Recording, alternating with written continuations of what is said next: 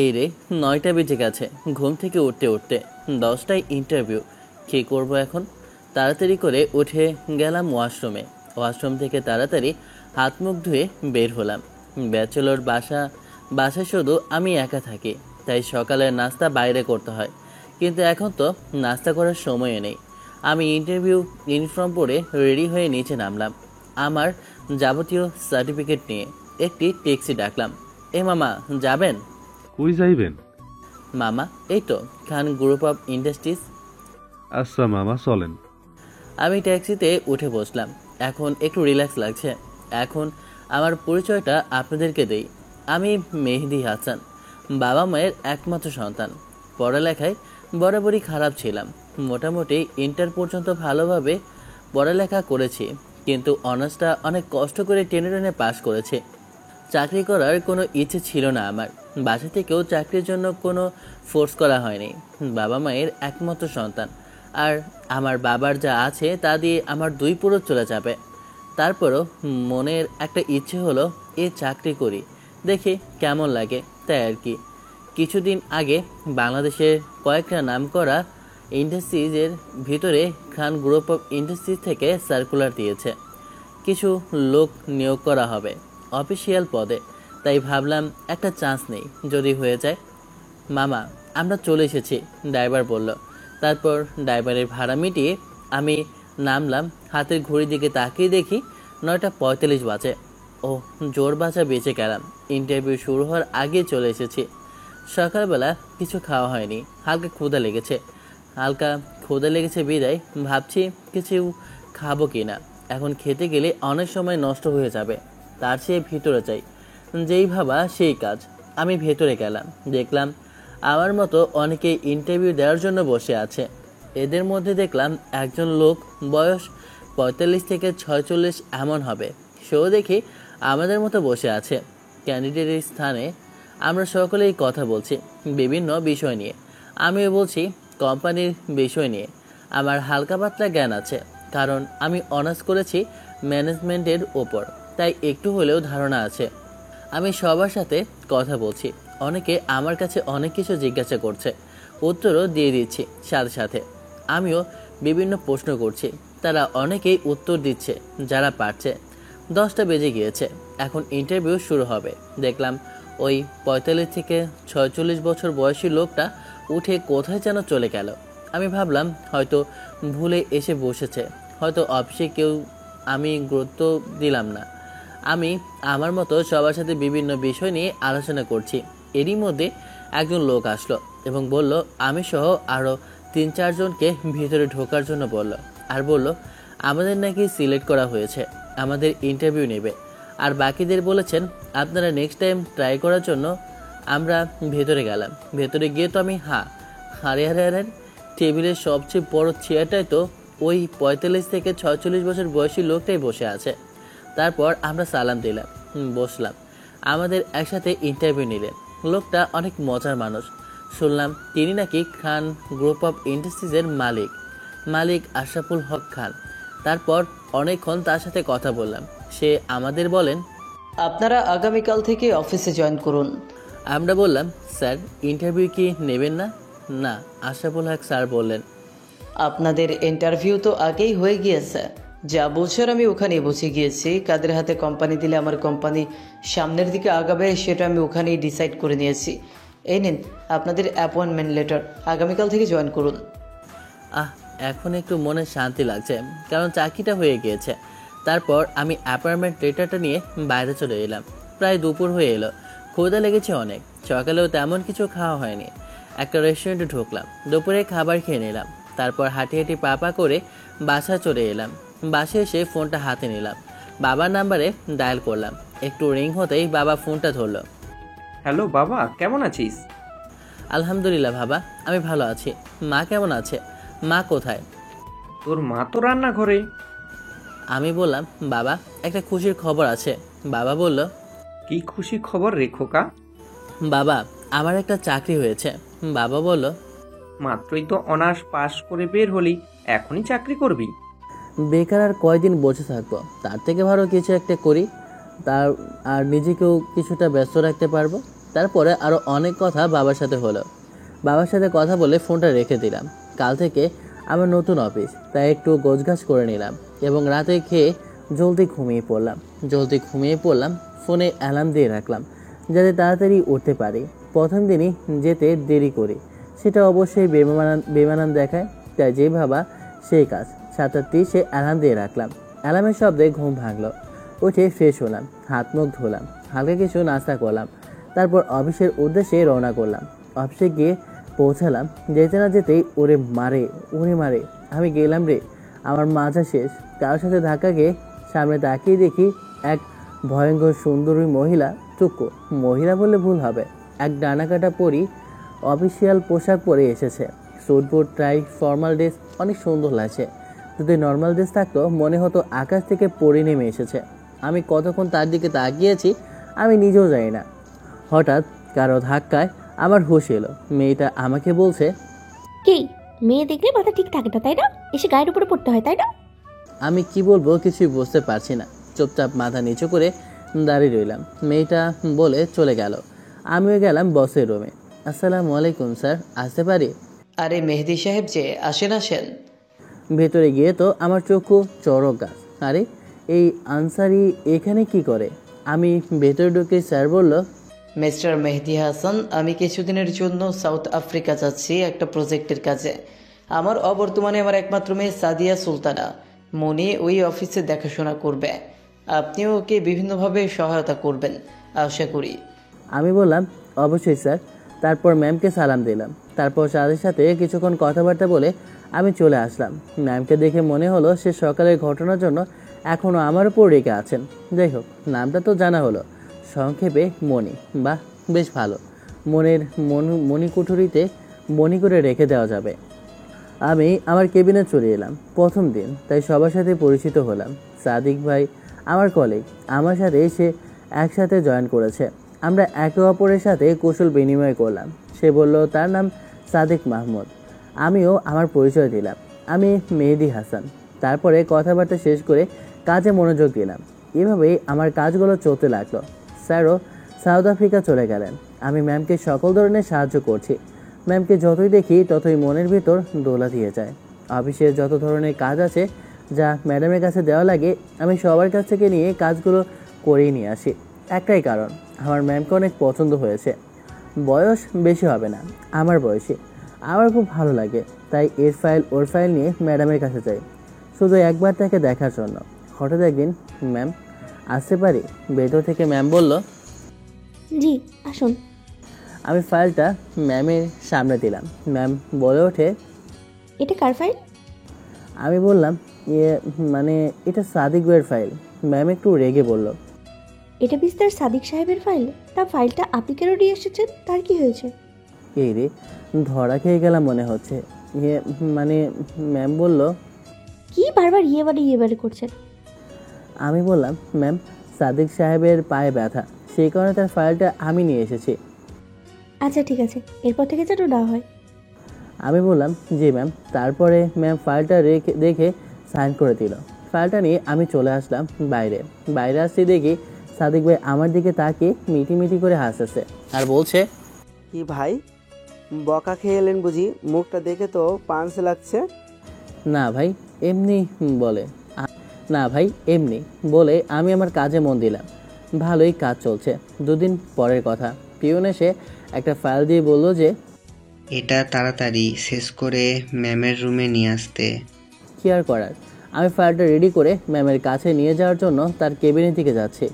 আমি ভেতরে ঢুকলাম আর ম্যাম বের হচ্ছে। হঠাৎ ম্যাম চলে আসায় আমার গতি কন্ট্রোল করতে না পেরে ম্যামের উপরে পড়ে গেলাম। ম্যাম আমার নিচে। ম্যাম আমাকে ধাক্কা মেরে সরিয়ে দিয়ে উঠে, ইউ ইডিয়েট, অসভ্য লাফাঙ্গা, তোর সাহস কি করে হয় আমার শরীরে টাচ করার? তুই আমাকে ধর্ষণ করতে যাচ্ছিস? বলে আমার গালে ঠাস করে চড় লাগিয়ে দিল। আমি তাকিয়ে দেখি সবাই এক দৃষ্টিতে দেখছে। যে অবস্থা, কেউ আমাকে বিশ্বাস করবে না। আমি সাদিক ভাইয়ের কাছে গেলাম আর বললাম, ভাই আপনি তো আমাকে চেনেন, আপনার কি মনে হয় আমি এই কাজটা করতে পারি? সাদিক ভাই যা বলল তাতে আমি তার দিকে আশ্বস্ত দৃষ্টিতে তাকালাম। সে আমাকে বলছে, তুমি যেভাবে ম্যামকে ধরে রেখেছিলে তাতে তো তাই মনে হচ্ছে। আমি বললাম, ভাই আপনিও শেষ পর্যন্ত এটা বিশ্বাস করলেন? সবাই আমার দিকে কেমনভাবে যেন তাকিয়ে আছে। আমি এখন কি করব? মাথায় কিছুই আসে না। সবাই তো ভুল বলছে, কি করে নিজেকে নির্দোষ প্রমাণ করব? হঠাৎ সিসি ক্যামেরার দিকে আমার চোখ পড়ল। আমি তাড়াতাড়ি সিকিউরিটি রুমে গেলাম এবং ভিডিও ফুটেজ নিয়ে আসলাম। এসে সবার সামনে প্লে করলাম। সবাই দেখলো, ম্যামকেও দেখালাম, দেখলো আমার এখানে কোনো দোষ নেই। আমি ফাইলটা নিয়ে তার রুমে যেতেই তার সাথে ধাক্কা খাই আর তাল সামলাতে না পেরে তার ওপরে পড়ে যায়। আমি এখন একটু রিল্যাক্স ফিল করলাম। সবাই আমাকে বলল দুঃখিত বলে মাথা নিচু করে চলে গেল। সাদিক ভাই আমার কাছে আসলো, আমাকে বলল, সরি মেহেদি, আমার ভুল হয়ে গেছে, অনেক বড় একটা। আমি বললাম, ভাই আপনি তো আমাকে চিনেন, আমি ম্যামকে কতটা ভালোবাসি তাও জানেন। আপনার কি এটাই মনে হয়েছে যে আমি এই বাজে কাজটা করতে পারি? ভাই আপনি এটা বিশ্বাস করলেন? তারপরে ম্যামের দিকে তাকালাম, সে দেখে মাথা নিচু করে দাঁড়িয়ে আছে। আমাকে বলল, সরি। আমি তাকে উদ্দেশ্য করে বললাম, আমাকে এত নিচু মনের মানুষ ভাববেন না। আমি আপনাকে ভালোবাসি, আপনাকে পছন্দ করি, একবার দেখার জন্য আপনার রুমে যাই। তাই বলে আমি এতটাও খারাপ না যে আপনার সাথে অসভ্যতা আমি করব। এটা অনেক ভুল ভাবছেন যদি ভেবে থাকেন। এই কথা বলে আমি আমার রুমে চলে এলাম। না, আর কিছু ভালো লাগছে না, ভাবছি চাকরিটা ছেড়ে দেব। কিন্তু না, এখন মাথা গরম করলে চলবে না। আমাকে চাকরিটা দিয়েছে ম্যামের বাবা, সে না আসা পর্যন্ত আমাকে অপেক্ষা করতে হবে। আমি এখন প্রতিদিন অফিসে যাই, কারোর সাথে তেমন বেশি প্রয়োজন ছাড়া কথা বলি না। সাদিক ভাইয়ের সাথে তো কথা বলিই না, সে বলতে আসলেও বলি না। নিজের বড় ভাইয়ের মতো জানতাম, কিন্তু সে আমাকে অবিশ্বাস করলো। তাই যতক্ষণ অফিসে থাকি অফিসের কাজ নিয়েই ব্যস্ত থাকি। কিছুদিন ধরে ম্যামের বেশ পরিবর্তন দেখছি। সে আসলে ফর্মালিটি মেনটেন করার জন্য আমাদের সকলে দাঁড়াতে হয়। আজও তেমনি আসলেন, আমরা দাঁড়ালাম। আমার ডেস্কের সামনে ম্যাম একটু দাঁড়ালেন আর চোখে একটু তাকিয়ে চলে গেলেন। আমি সেদিকে তেমন একটা নজর দিলাম না। বড়লোকের মন কত কী যে করে তা শুধু তারাই ভালো জানে। আমি আমার কাজে মন দিলাম। এভাবেই দিন চলছে। আজকে একটা গুরুত্বপূর্ণ ফাইল সাইন করার দরকার। আগে তো নাচতে নাচতে গিয়ে যেতাম ম্যামের কাছে ফাইল সাইন করানোর জন্য, কিন্তু ম্যামের ওই ব্যবহারের পর আর তার সামনে যেতে ইচ্ছে করে না। সত্যি বলতে কি, তার মুখটা এখন দেখতে ইচ্ছে করে না। সামান্য একটা বিষয় নিয়ে আমার গায়ে হাত তুললো, বাজে ভাষায় কথা বলল। স্যার থাকলে আমি রিজাইন দিতাম, কিন্তু স্যার তো নেই, তাই কি করবো আর? পিয়নকে ডাক দিলাম, বললাম যে এই ফাইলটা ম্যামকে দিয়ে সাইন করিয়ে আনতে। পিয়ন বলল, জি স্যার। 20 মিনিট পরে ফাইলটা নিয়ে আসলো আর বলল, স্যার, এরপর থেকে ম্যাম আপনাকে ফাইল নিয়ে তার কেবিনে যেতে বলেছে, আর আমি আজ ফাইল নিয়ে গিয়েছি তাই আমাকে বকা দিয়েছে। আমি বললাম, আচ্ছা ঠিক আছে, তুমি এখন যাও। পিয়ন চলে গেল। আমি কাজে মন দিলাম। এরই মাঝে বাবার ফোন আসলো আমার ফোনে। আমি ফোনটা রিসিভ করলাম। কেমন আছিস বাবা? আমি বললাম, জি ভালো আছি, তোমরা কেমন আছো? বাবা বলল তারা নাকি ভালো আছে। তারপরে আরও বলল যে আয়শার নাকি বিয়ে ঠিক হয়েছে। আয়শা আমার চাচাতো বোন। আমি বললাম, তা তো ভালো কথা, কবে বিয়ে ঠিক হয়েছে? বাবা বলল, আগামী শুক্রবারে, আর তোকে তাড়াতাড়ি আসতে হবে। আমি ছুটির আবেদন করি, ছুটি পেলে চলে আসব। ছুটি পেলে চলে আসবো মানে কি? তোর বোনের বিয়ে, কত কাজ, তুই যত তাড়াতাড়ি পারিস চলে আয়। আমি বাবাকে বললাম, আচ্ছা দেখি কি করা যায়। আমি বসে বসে ভাবতে লাগলাম কি করা যায়। ছুটি নিতে গেলে ম্যামকে কি বলে কে জানে। নতুন চাকরি 15 দিন হলো জয়েন করেছি, এরই মধ্যে ছুটি। তারপরে ছুটির জন্য আবেদনপত্র লিখলাম। আবেদনপত্র নিয়ে ম্যামের রুমে গেলাম। আসতে পারি ম্যাম? ম্যাম বলল, হ্যাঁ আসুন, আমি ভেতরে গেলাম। ম্যাম বলল, বসুন। আমি তার সামনে থাকা চেয়ারে গিয়ে বসলাম। ম্যামকে আমি বললাম, ম্যাম আমার কিছুদিন ছুটি লাগবে, আমার বাসায় বিয়ে ঠিক হয়েছে, এই আমার ছুটির আবেদনপত্র। ম্যাম এবার আমার দিকে তাকালো, তার চেয়ার থেকে উঠে আর আমার সামনে এসে বসলেন আর তার টেবিলের উপরে। আমি মনে মনে বলছি, এসব কি, এটা কেমন আচরণ, অসভ্যতা, আমি একটা সীমা থাকা দরকার। হঠাৎ আমার কলার চেপে ধরেছে। মেয়ে কি করে? আমি বললাম, এবার অনার্স 3rd ইয়ারে পড়ে। ম্যাম আমার দিকে এবার আরও একটু ঝোঁকলো। ম্যামের নিঃশ্বাস আমি শুনতে পাচ্ছি। তার ঠোঁটটা আমার ঠোঁটের খুবই কাছে নিয়ে আসলো আর বলল, বিয়ে করার অনেক শখ হয়েছে তাই না? ভালোবাসিস একজনকে আর বিয়ে অন্যজনকে, তাই না? তোদের ছেলেদের তো একটাই চরিত্র, কোনো ছুটি টুটি হবে না। কিছুদিন আগে জয়েন করেছো, যাও গিয়ে কাজ করো। আমি বললাম, এসব কি?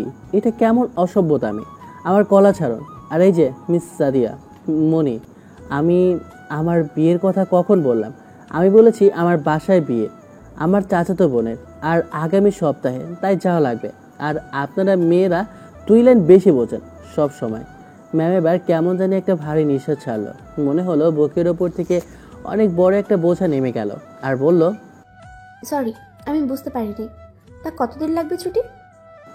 আমি বললাম, সব কিছু এই আবেদনপত্রে লেখা আছে। ম্যাম পড়তে লাগলো, তারপরে ছুটি দিয়ে দিল আর বলল, যাওয়ার সময় বেতনের কিছু অ্যাডভান্স নিয়ে নেবেন, আমি অ্যাকাউন্টে বলে রাখবো। আমি ম্যামকে ধন্যবাদ দিয়ে ম্যামের রুম থেকে চলে এলাম। উফ, বড় একটা ঝামেলা থেকে বাঁচলাম। কিন্তু ম্যামের ব্যবহারটা আজ কেমন যেন লাগলো। সে আজ এমন ব্যবহার কেন করলো? আর বিয়ের কথা শুনতে এভাবে এবার রেগে গেল কেন? কিছুই বুঝলাম না। বড় লোকের ব্যাপার আলাদা। আমি আমার ডেস্কে বসে কাজ করছি। এরই মধ্যে সাদিক ভাই আসলো আমার কাছে, এসেই বলল, আমার উপর এত রাগ তোমার? আমি না হয় একটা ভুল করেই ফেলেছি, তার জন্য সরিও বলেছি, তারপরেও কথা বলছো না। নিজের বড় ভাই হলে কি এমন করতে পারতা? বড় ভাই হিসেবে মাফ করে দেওয়া যায় না? বলে আমার দিকে 2 হাত জোর করে দাঁড়িয়েছে। আমি বললাম, আরে ভাই কি করছেন? আমি তো মাফ করে দিয়েছি। বলার সাথে সাথেই সাদিক ভাই আমাকে জড়িয়ে ধরলো। আমি বললাম, সাদিক ভাই, আমি কিছুদিনের জন্য বাড়ি যাচ্ছি, আপনি একটু ম্যামকে সাহায্য করবেন। আমার বোনের বিয়ে তো, তাই জরুরি যাওয়া লাগতেছে। তুমি কোনো চিন্তা করো না, আমি আছি। তারপরে আমি আমার কিছু জরুরি কাজ শেষ করে বাসায় যাব, তাই অফিস থেকে বের হলাম। ট্যাক্সির জন্য অপেক্ষা করতেছিলাম। এরই মধ্যে একটা লাক্সারি গাড়ি এসে থামলো আমার পাশে। আমি তাকাতে গাড়ির কাজ নামালো, দেখি সাদিয়া ম্যাম। আমাকে বলছে গাড়িতে উঠতে। আমি বললাম, না ম্যাম, আমি চলে যেতে পারবো, আপনি চলে যান। এ কথা বলে আমি একটা ট্যাক্সি নিয়ে বাসায় চলে আসলাম। আসার সময় ঢাকা টু পটুয়াখালীর একটা টিকিট কিনে নিয়ে আসলাম। বাসায় এসে জামা কাপড় গুছিয়ে নিলাম। রাতেই গাড়ি, সেই কারণে সব কিছু গুছিয়ে ব্যাক আপ করে নিয়ে বের হব। এরই মধ্যে বাবার আবার ফোন এলো। আমি সালাম দিলাম। জি বাবা, বলো। বাবা বলল, খোকা, তুই কি ছুটি নিয়েছিস? জি বাবা, আজ রাতেই গাড়িতে উঠবো। বাবা বলল, আচ্ছা খোকা, সাবধানে আসবি। আমি বললাম, আচ্ছা, তোমরা চিন্তা করো না, আমি সকালের মধ্যেই পৌঁছে যাব। বলেই ফোনটা রেখে দিলাম। বাসে প্রায় সময় হয়ে এলো, তাই আমি বাসা থেকে বের হলাম। রিক্সা নিয়ে যাচ্ছি। রাতের আকাশটা আজ অনেক সুন্দর। আজ জ্যোৎস্না উঠেছে, চাঁদটা অনেক সুন্দর। আমার জ্যোৎস্না দেখতে অনেক ভালো লাগে, মনে হচ্ছে তাকিয়ে থাকি। আমি রিক্সায় বসে অবনব দৃষ্টিতে জ্যোৎস্না দেখছি। জ্যোৎস্না দেখতে দেখতে কখন যে চলে এসেছি সে খেয়ালই নেই। ঘোর ভাঙলো রিক্সাওয়ালার ডাকে। বাবা, আমরা চলে এসেছি। ও হ্যাঁ, তারপরে আমি নামলাম রিক্সা থেকে। ভাড়া মিটিয়ে বাসে উঠলাম। আমি সিটটা নিয়েছি জানালার পাশে। আমার জানালার পাশে অনেক ভালো লাগে। আমি আমার সিটে বসলাম। আজ জ্যোৎস্না পড়ায় চারদিকে অনেক সুন্দর লাগছে। আমি জ্যোৎস্না দেখতে দেখতে ঘুমিয়ে গেলাম। গাড়ি তার নিজ গতিতেই চলছে। পটুয়াখালীর উদ্দেশ্যে আমার ঘুম ভাঙলো। বাসে হেল্পারে ডাকে। আমি বললাম, কি হয়েছে, ডাকছো কেন? হেল্পার বলল, মামা উঠেন, আপনি পটুয়াখালী নামবেন না? আমরা লেবুখালী পার হয়েছি, 10 মিনিটের ভিতর আমরা পটুয়াখালী শহর চলে যাব।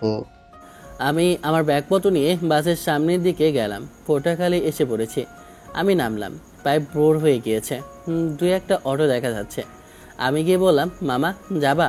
অটোওয়ালা বলল, কই যাবেন মামা? সোনালী ব্যাংকের সামনে।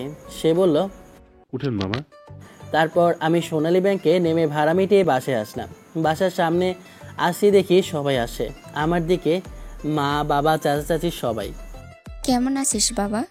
তুই তো অনেক শুকিয়ে গিয়েছিস, ঠিকমতো খাওয়া দাওয়া করিস না বাবা? না, তেমন কিছু না, আমি ঠিক আছি। বাবা বলল, আরে ছেলেটা মাত্র এলো, তোমরা কি শুরু করলে বলো তো? ও এসেছে, ওকে একটু বিশ্রাম নিতে দিবে তো নাকি? তা না একের পর এক প্রশ্ন করতেই রয়েছো। যা বাবা, তুই ঘরে গিয়ে বিশ্রাম নে, অনেক কাজ পড়ে আছে, আর মাত্র 5 দিন বাকি বিয়ের। তারপর আমি আমার রুমে গিয়ে একটা লম্বা ঘুম দিলাম। কারো ডাকে ঘুম ভাঙলো। তাকেই দেখি আয়েশা। আমি চোখ ডলতে ডলতে বললাম, কি রে, বিয়ের কোণে কি খবর, কেমন আছিস? আয়েশা বলল, এই তো ভালো ভাইয়া, তুমি কেমন আছো? শুনলাম তুমি নাকি জব নিয়েছো, তা তোমার জব কেমন চলছে? আমি বললাম, এই তো মোটামুটি চলছে, মাত্রই তো জয়েন করলাম। এরই মধ্যে তোর বিয়ে। অনেক কষ্ট করে ম্যামকে রাজি করে ছুটি নিয়ে আসলাম। আয়শা বলল, কিরে ভাইয়া, তোর অফিসের বস বুঝি মেয়ে? তা দেখতে কেমন রে ভাইয়া? কেন, তা দিয়ে তুই কি করবি? আয়শা বলল। আরে ভাইয়া বলোই না কেমন দেখতে। আমি বললাম, তা সে বেশ রূপবতী, মনের মনকুটিরিতে সাজিয়ে রাখার মতো, কিন্তু বদরাগী, অপমান করে। আয়শা আমার কথা শুনে হাসতে লাগলো আর বলল, আরে ভাইয়া জানিস না সুন্দরী মেয়েরা একটু বেশি রাগী হয়। ভাইয়া তুমি কিন্তু একটা চান্স নিতেই পারো। আর তুমি অপমান করার কথা কি বললে? তা তোমাকে কি আবার অপমান করেছে নাকি? না তেমন কিছু না। আমি এড়িয়ে গেলাম কথাটা, ও শুনলে আবার কি ভাববে, তাই এড়িয়ে গেলাম। কথা করেই বললাম, আচ্ছা তোর বর কেমন দেখতে রে? আয়শা লজ্জা পেয়ে বলল, ধুর ভাইয়া কি যে বলো, তুমি দেখে নাও। হরে আমার লজ্জাবতী বোন রে। বিয়ের কথা শুনে লজ্জায় লাল হয়ে গিয়েছে। আয়শা বলল, এই যা, কথা বলতে বলতে তো ভুলেই গেছি। যা বলতে এসেছি, চাচি তোমাকে খাবার জন্য ডাকছে, তুমি তাড়াতাড়ি চলে এসো, আমি গেলাম। এই কথা বলে আয়শা চলে গেল। তারপরে আমি উঠে ফ্রেশ হতে গেলাম। ফ্রেশ হয়ে এসে আমি খাবার টেবিলে বসলাম। আরে আরে, এ তো সব আমার পছন্দের খাবার। অনেকদিন পরে তৃপ্তি করে খাওয়া যাবে। তারপরে আমি পেট ভরে খেলাম। খেতে খেতে বাবা বলল, তুই একটু ডেকোরেটরের কাছে যা, বাড়িটা সুন্দর করে সাজানো লাগবে তো। আচ্ছা বাবা। তারপরে খেয়ে দিয়ে বের হলাম। হাঁটতে হাঁটতে গেলাম ডেকোরেশনের দোকানে। আমাকে দেখে বলল, আরে মিধা সাহেব যে আছেন, ভিতরে আছেন, কি উপকার করতে পারি? আগামী অমুক তারিখে বাড়িতে বিয়ে, তাই সাজাতে হবে। লোকটা বলল, আপনার বুঝি বিয়ে ঠিক হয়েছে?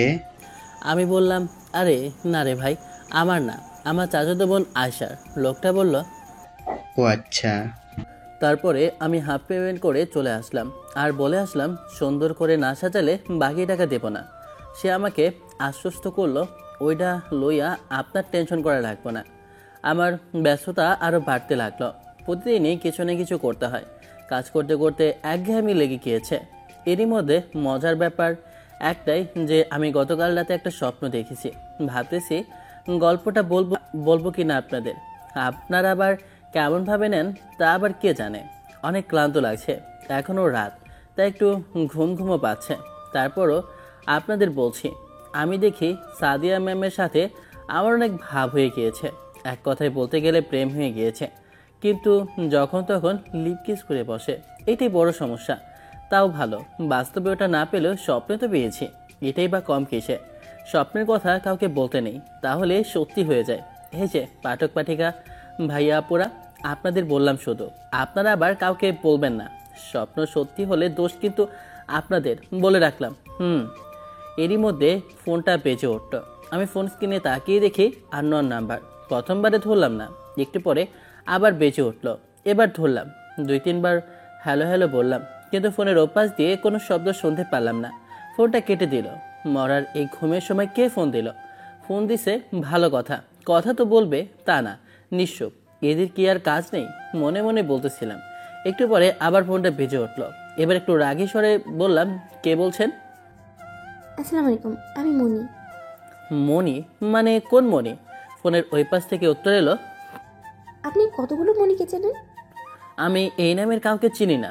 ফোনের ওই পাশ থেকে উত্তর এলো, আমি সাদিয়া সুলতানা মনি, আপনার অফিসের বস। এই রে, কাজের চাপে নামটাই ভুলে গিয়েছি। আসসালামু আলাইকুম ম্যাম, কেমন আছেন? সরি, আমি চিনতে পারি নাই। আর আপনি আমার নাম্বার কোথায় পেলেন? আর কি জন্য ফোন দিয়েছেন? কোনো সমস্যা? ইটস ওকে, এতগুলো প্রশ্ন একসাথে। আচ্ছা বলছি, অফিস থেকেই পেয়েছি। আমি মোটামুটি ভালোই আছি। আপনি অফিসে নেই, সমস্যা তো একটু হবেই। তা আপনাদের বিয়ের কি খবর? অনেক বিজি মনে হচ্ছে। তা একটু। তা ম্যাম কি করছেন এখন? ম্যাম বলল, আমি জ্যোৎস্না দেখছি। আজ জ্যোৎস্না উঠেছে নাকি? ম্যাম বলল, হ্যাঁ। এটা তো আমার অনেক প্রিয়। বলতে বলতে জানালার পাশে গেলাম। আরে সত্যিই তো বড় জ্যোৎস্না। ম্যাম বলল, জ্যোৎস্না দেখা আপনার কি অনেক প্রিয়? আমি বললাম, জি ম্যাম, আমার অনেক ভালো লাগে। আর চারটা অনেক সুন্দর, বারবার ওই গানটা মনে পড়ে যাচ্ছে। ম্যাম বলল, কোন গানটা? আমি তারপরে গানটা গাইতে লাগলাম। চাঁদনি পরশে কে আমাকে স্মরণ করে, কে আয়শা দাঁড়াইছে গো আমার দুয়ারে, তাহারে চিনি না আমি, সে আমারে চেনে। বাহিরে চাঁদের আলো, ঘর অন্ধকার, খুলিয়া দিয়েছি ঘরের সকল দোয়ার। তো যাই হোক, আর গান পারি না, যেমন শুধু গেলে রেন পড়ে গেলাম। প্যারা নাই, চিল, আকাশের রং নেই। বাহ, আপনি তো অনেক ভালো গান পারেন, জানতাম না তো। না ম্যাম, এই দুই একটা লাইন একটু একটু পারি, যতটা ভালো বলছেন অতটাও না। তারপরে অফিসিয়াল বিষয় নিয়ে একটু কথা হলো। তারপরে ম্যাম বলল, রাতে একটু কষ্ট দিলাম, তার জন্য দুঃখিত। না ম্যাম ঠিক আছে। ম্যাম বলল, আচ্ছা, আপনি রেস্ট নেন আর নাম্বারটা সেভ করে রাখেন, এটা আমার ব্যক্তিগত নম্বর। বলে ফোনটা কেটে দিল। আমি তাকিয়ে থেকে জ্যোৎস্না দেখছি। আহ, কি রোমান্টিক পরিবেশ। এই সময় একটা বউ থাকলে অনেক ভালো হতো, তাহলে দুইজনে একসাথে জ্যোৎস্না দেখতে পারতাম। কি পোড়া কপাল নিয়ে যে জন্মালাম। বউ তো দূরের কথা, একটা গার্লফ্রেন্ডও জোগাইতে পারলাম না। আমার মতো হতবাগার কয়জনই বা আছে। গার্লফ্রেন্ড না জুটলে কি হবে, একটা বদলাগে ম্যাম তো জুটেছে কপালে, তাও আবার কম বা কিসে। ঘুম আসছে অনেক, যাই ঘুমিয়ে পড়ি। কাল গায়ে হলুদ, অনেক কাজ আছে। বিয়েতে এত ঝামেলা, আল্লাহ, আগে জানলে বিয়ের দিন আসতাম আর মেহমানদের সাথে খেয়ে চলে যেতাম। না, এখন একটু ঘুমাই। তারপরে বিছানায় গিয়ে গাটা এলেই দিলাম। আহ, শান্তি। আমি ঘুমের রাজে হারিয়ে গেলাম। কখন যে ঘুমিয়ে গেছি মনেই নেই। সকালে বাবার ডাকে ঘুম ভাঙলো। বাবা বলল, কত কাজ পড়ে আছি, এখনো ঘুমাচ্ছিস কেন? তাড়াতাড়ি ওঠ। আমি উঠলাম। চোখ ঢলতে ঢলতে ফ্রেশ হয়ে হালকা কিছু খেয়ে কাজে লেগে গেলাম। বিয়ের কাজ করা এত কষ্টের, আল্লাহ। গায়ে হলুদ হলো, বাহ, বেশ ভালোভাবেই গায়ে হলুদ হলো। হলুদে অনেক সুন্দরী মেয়েও এসেছে, কিন্তু বেশিরভাগই বিবাহিত আর আমার বোনের বান্ধবী, তাই আর সেদিকে নজর দেয়নি। আমি ফটোগ্রাফি করছি, অনেক পিক তুলেছি। আল্লাহ আল্লাহ করে কাল বিয়েটা হয়ে গেলেই হয়। আজ বিয়ে, ছেলেটা মোটামুটি সুন্দর। আমি পিক দেখেছি। মা ডাকছে খাবার খাওয়ার জন্য সকালের। এরই মধ্যে আয়শা আমার কাছে এলো, আমাকে বলল, ভাইয়া, তোমার সাথে একটা কথা। আমি বললাম, কি কথা রে? আয় বস, আর ধীরে সুস্থে বল। আয়শা আমার কাছে এসে বসলো, আর যা বললো তাতে রাগ করবো না কি করব বুঝতে পারছি না। আয়শা আমাকে বলল, ও নাকি এই বিয়েটা করতে পারবে না। ও নাকি কোন ছেলেকে ভালোবাসে, তাকেই নাকি বিয়ে করবে। ও যদি ওর ভালোবাসার মানুষকে না পায়, তাহলে নাকি বাসর রাতেই বিষপান করে আত্মহত্যা করবে। যদিও আত্মহত্যা মহাপাপ। আত্মহত্যা আর রক্তের সম্পর্ক ছিন্নকারী কখনো জান্নাতে প্রবেশ করবে না। এখানে প্রিয় পাঠক পাঠিকা ভাইয়ারা, আপুরা, ছোট একটা কথা বলি ক্লিয়ার করে বোঝার জন্য। অনেকেই প্রশ্ন করতে পারেন যে আত্মহত্যাকারী জান্নাতে প্রবেশ করবে না, এটা বলতাম, কিন্তু এখানে আবার রক্তের সম্পর্ক ছিন্নকারী কিভাবে আসলো? সেটা এইভাবে আসলো যে যুগ যুগ থেকে এসেছে, এমনকি এখনও আছে। একটা মেয়ে অথবা একটা ছেলে পালিয়ে গেলে তখন বাবা মা আর বড় ভাই তারা তাদের গোষ্ঠীর মানমর্যাদা ধরে বা পাড়া প্রতিবেশীর নিন্দা এড়াতে বলে যে যে চলে গেছে সে আমার পুত্র কণা না, আমার কোনো অমুক নামে কেউ নাই, বা ত্যায্য করে দেয়। সেই কারণে কথাটা বলেছি যে রক্তের সম্পর্ক ছিন্নকারী কখনো বেহেশতে বা জান্নাতে প্রবেশ করবে না। কথার মধ্যে কথা আসে, আপনারা আমার কথাটা অন্যদিকে নেবেন না, গল্পের মধ্যে শিক্ষণীয় বিষয় হিসেবে নেবেন আশা করি। চলুন গল্পে ফিরে যাই। আমি আয়শাকে বললাম, তোর কি মাথা ঠিক আছে নাকি? কয়েক ঘন্টা পরে বিয়ে, আর তুই বলছিস যে বিয়ে করতে পারবি না? সব আয়োজন সম্পন্ন, পাত্রপক্ষ চলে আসবে। তুই যদি পালিয়ে যাস তাহলে আমাদের মান সম্মান কোথায় যাবে? একটাবার ভেবে দেখেছিস? আয়শা বলল, তোমরা তোমাদের মান সম্মানটাই বড় করে দেখলে, আমার কথা একটুও ভাবলে না। আমি কার সাথে ভালো থাকবো, কাকে পেলে খুশি হব, তা কি তোমরা একবারও ভাববে না?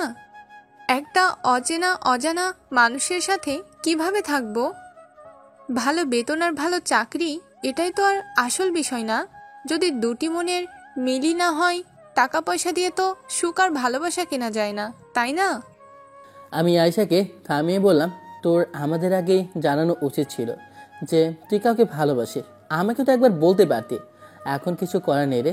আয়শা বলল, আমি তোমাদের কিভাবে বলি? ও তো কোনো জব করতো না, কিন্তু গতকাল রাতে ফোন দিয়ে বলল যে ওর নাকি সচিবালয়ে চাকরি হয়ে গেছে। আমি বললাম, আমাকে মাফ করে দে, আমি বিয়েটা বন্ধ করতে পারবো না, এটা আমাদের মান সম্মানের প্রশ্ন। তোমরা তোমাদের ইগো নিয়ে থাকো। বলে একটা চোখ ভরা জল নিয়ে চলে গেল। আমার অবস্থা শাকের করাতের মতো, সামনে গেলে বিপদ, পিছে গেল বিপদ। কি করব কিছুই বুঝতে পারছি না। ও যদি আবার নিজের কোনো ক্ষতি করে বসে, সে ভয়ও করছে। হাজারটা টেনশন নিয়ে সকালের নাস্তা করলাম। যখন খাচ্ছিলাম তখন মনে হলো লোকমাগুলা গলা দিয়ে নামবে না, গলাটা বারবার আটকে যাচ্ছিল। যাই হোক, আস্তে আস্তে সময় গড়াতে লাগলো। আমিও নানান কাজে ব্যস্ত হয়ে পড়লাম। ওদিকে আয়শা কি করে আল্লাহ ভালো জানে। আমি আর এত কিছু মাথায় নিতে পারছি না। এভাবেই সময় গড়িয়ে পাত্রপক্ষ আসার সময় হয়ে গেল। তোর জোরে কাজ চলছে। বাবা চাচাকে বলছে পাত্রপক্ষ কতদূর, একটা ফোন দিয়ে জানতে পড়লো। চাচা ফোন দিচ্ছে কিন্তু রিং পড়ছে, কিন্তু ধরছে না। কেউ 15 থেকে 20 বার ফোন দেওয়া হয়ে গিয়েছে, কিন্তু কেউ ফোন ধরছে না। চাচুর কপালে চিন্তার ছাপ পড়ে গিয়েছে। এমন অবস্থায় প্রতিটা বাবাই এই অবস্থা হবে, এটাই স্বাভাবিক। যে এই পরিস্থিতিতে পরে শুধু তারাই বোঝে। চাচু এমনিতেই হার্টের পেশেন্ট, এই অবস্থায় এরকম টেনশনে থাকাটা খারাপ। চাচু আবার অ্যাটাক না করে বসলে হয়, তাতে তো সমস্যা বাড়বে, বই কমবে না। সময় গড়িয়ে 3 থেকে 4টা বেজে গেল, কিন্তু পাত্রপক্ষের আসে কোনো নামই নেই। বাবা চাচার অবস্থা তো খুবই খারাপ। পাড়া প্রতিবেশীরা তো কানাকষা করছে। অবশ্য পাড়া প্রতিবেশীদের তো কাজই এটাই, তারা বিপদে এগিয়ে আসবে কি বরঞ্চ কাটা গায়ে নুনে ছিটে দিতে পছন্দ তাদের। আমি নম্বর নিয়ে পাত্রের বাড়িতে ফোন দিলাম। কয়েকবার ফোন বাজার পরে ফোন ওপাশ থেকে বন্ধ হয়ে গেল। না, এ কথা বলা যাবে না, তাহলে তারা আরও চিন্তা করবে। এগুলোর মধ্যে চাচা বলে উঠল, কিরে মেহেদি, ওরা কি ফোন ধরলো? না চাচ্চু, এখনো ধরেনি। আল্লাহ তুমি রক্ষা করো, চাচ্চু না আবার ফোন দিয়ে বসে। এভাবে আরও 1 ঘন্টা কেটে গেল। এবার আমার মোবাইলে একটা ফোন আসলো, আর পাত্রের বাড়ি থেকে একজন মহিলার কণ্ঠ সালাম দিয়ে বলল, আমি পাত্রের ভাবি বলছি, আমাদের এখানে বড় একটা ঝামেলা হয়ে গিয়েছে। আমি বললাম, কি ঝামেলা? সে বলল যে আমার গুণধর দেবর অন্য মেয়ে নিয়ে ভেগে গিয়েছে, তাই কি বলবো সে কারণে ফোন ধরিনি। কিন্তু এভাবে কতক্ষণ, তাই আমি বাধ্য হয়ে ফোনটা দিলাম আর জানালাম দয়া করে আমাদের মাফ করে দিবেন বলে ফোনটা কেটে দিল। এখন তাদের কি বলবো ভেবেই তো পাচ্ছি না। আর পুরো বিয়ে বাড়িতে সবাই ছিছি করছে, মাথায় কিছুই আসে না। হঠাৎ আয়শার কথাটা মনে পড়লো। আমি বাবা আর চাচাকে নিয়ে একটা রুমের মধ্যে গেলাম আর সব খুলে বললাম। তাদের তো মাথায় হাত, এখন কি করবে? আমি সেই সুযোগে আয়শার পছন্দ করা ছেলের কথা বললাম এবং যাবতীয় কথাগুলো বললাম যা আয়শা আমাকে বলেছিল। তাদের বলতেই তারা রাজি হয়ে গেল। না হয়ে উপায় নেই, মেয়ের সুখ বলে একটা কথা আছে। তারপরে বাবা চাচা কথা বলে আমাকে বলল, আয়শার কাছ থেকে ঠিকানা নিয়ে যা আর ছেলেকে নিয়ে আয়। আমি আয়শার কাছে গেলাম, সব বললাম। আয়শা তো মহা খুশি, এতই খুশি যে কোনো রাজা রাজ্য জয় করলেও এত খুশি হবে না। তারপরে নম্বর ঠিকানা নিলাম, কথা বললাম। সব কিছু বলে আমি চলে গেলাম ছেলেকে আনতে। তারপরে ছেলের পরিবারের সাথে কথা বললাম, তারাও রাজি। তারপরে ছেলেকে বর্ষা যেয়ে নিয়ে আসলাম। আমার বোনটার পছন্দ আছে, ছেলেটা বেশ সুন্দর আর ভদ্র। তারপরে আমি বর নিয়ে চলে এলাম। আস্তে আস্তে সময় যেতে লাগলো আর বিয়েও হয়ে গেল। সবাই দোয়া করলো। যাক, এত কষ্টের মধ্যে একটু শান্তির নিঃশ্বাস ফেলা গেল। আল্লাহর অশেষ রহমতে বিয়েটা সম্পন্ন হলো। বোনটাও অনেক খুশি, কারণ তার ভালোবাসার মানুষটাকে নিজের করে পেয়েছে। আমিও খুশি বোনের খুশিতে, কারণ সে তার প্রিয় মানুষটাকে নিজের করে পেয়েছে। আমাদের সমাজে এখন অনেক মেয়ে আছে যারা একজনকে ভালোবাসে, বিয়ে করে বাবা পছন্দ করা টাকাওয়ালা টাকলো জামাইকে। আর মেয়ে যাকে ভালোবাসে তাকে বলে, আমি তোকে কখনোই ভালোবাসিনি, ওটা ছিল টাইম পাস, আমার তোকে কিছু বলার নেই। এভাবেই একটা পবিত্র ভালোবাসার অপমৃত্যু হয়। এদিকে ছেলেটির কি হয় তার খোঁজ কেউ নেয় না। যাই হোক, এটা বর্তমান সময়ের অবস্থা থেকে বললাম। এদিকে বাবা চাচাও খুশি, কারণ সামাজিক দায়বদ্ধতার সাথে নিন্দুকের কুকথা থেকে রক্ষা পেয়েছে। এখন বিদায়ের সময় চলে এসেছে। একটা মেয়ে যতই হাসি খুশি থাকুক না কেন, বিদায় বেলায় কান্না করবেই, কারণ আপন মানুষগুলোকে ছেড়ে পরের বাড়িতে যাচ্ছে। একটা কুকুর পুষলেও কুকুরটিরও মায়া হয় মনিবের প্রতি। আর এখানে তো মা বাবা, মায়ার বাঁধন সহজে তো আর ছিন্ন করা যায় না, কান্নাকাটি করবে, এটাই স্বাভাবিক। এখানেও তার বিপরীত কিছু হয় নাই। অবশেষে বিয়ের কনেকে বিদায় দেওয়া হলো।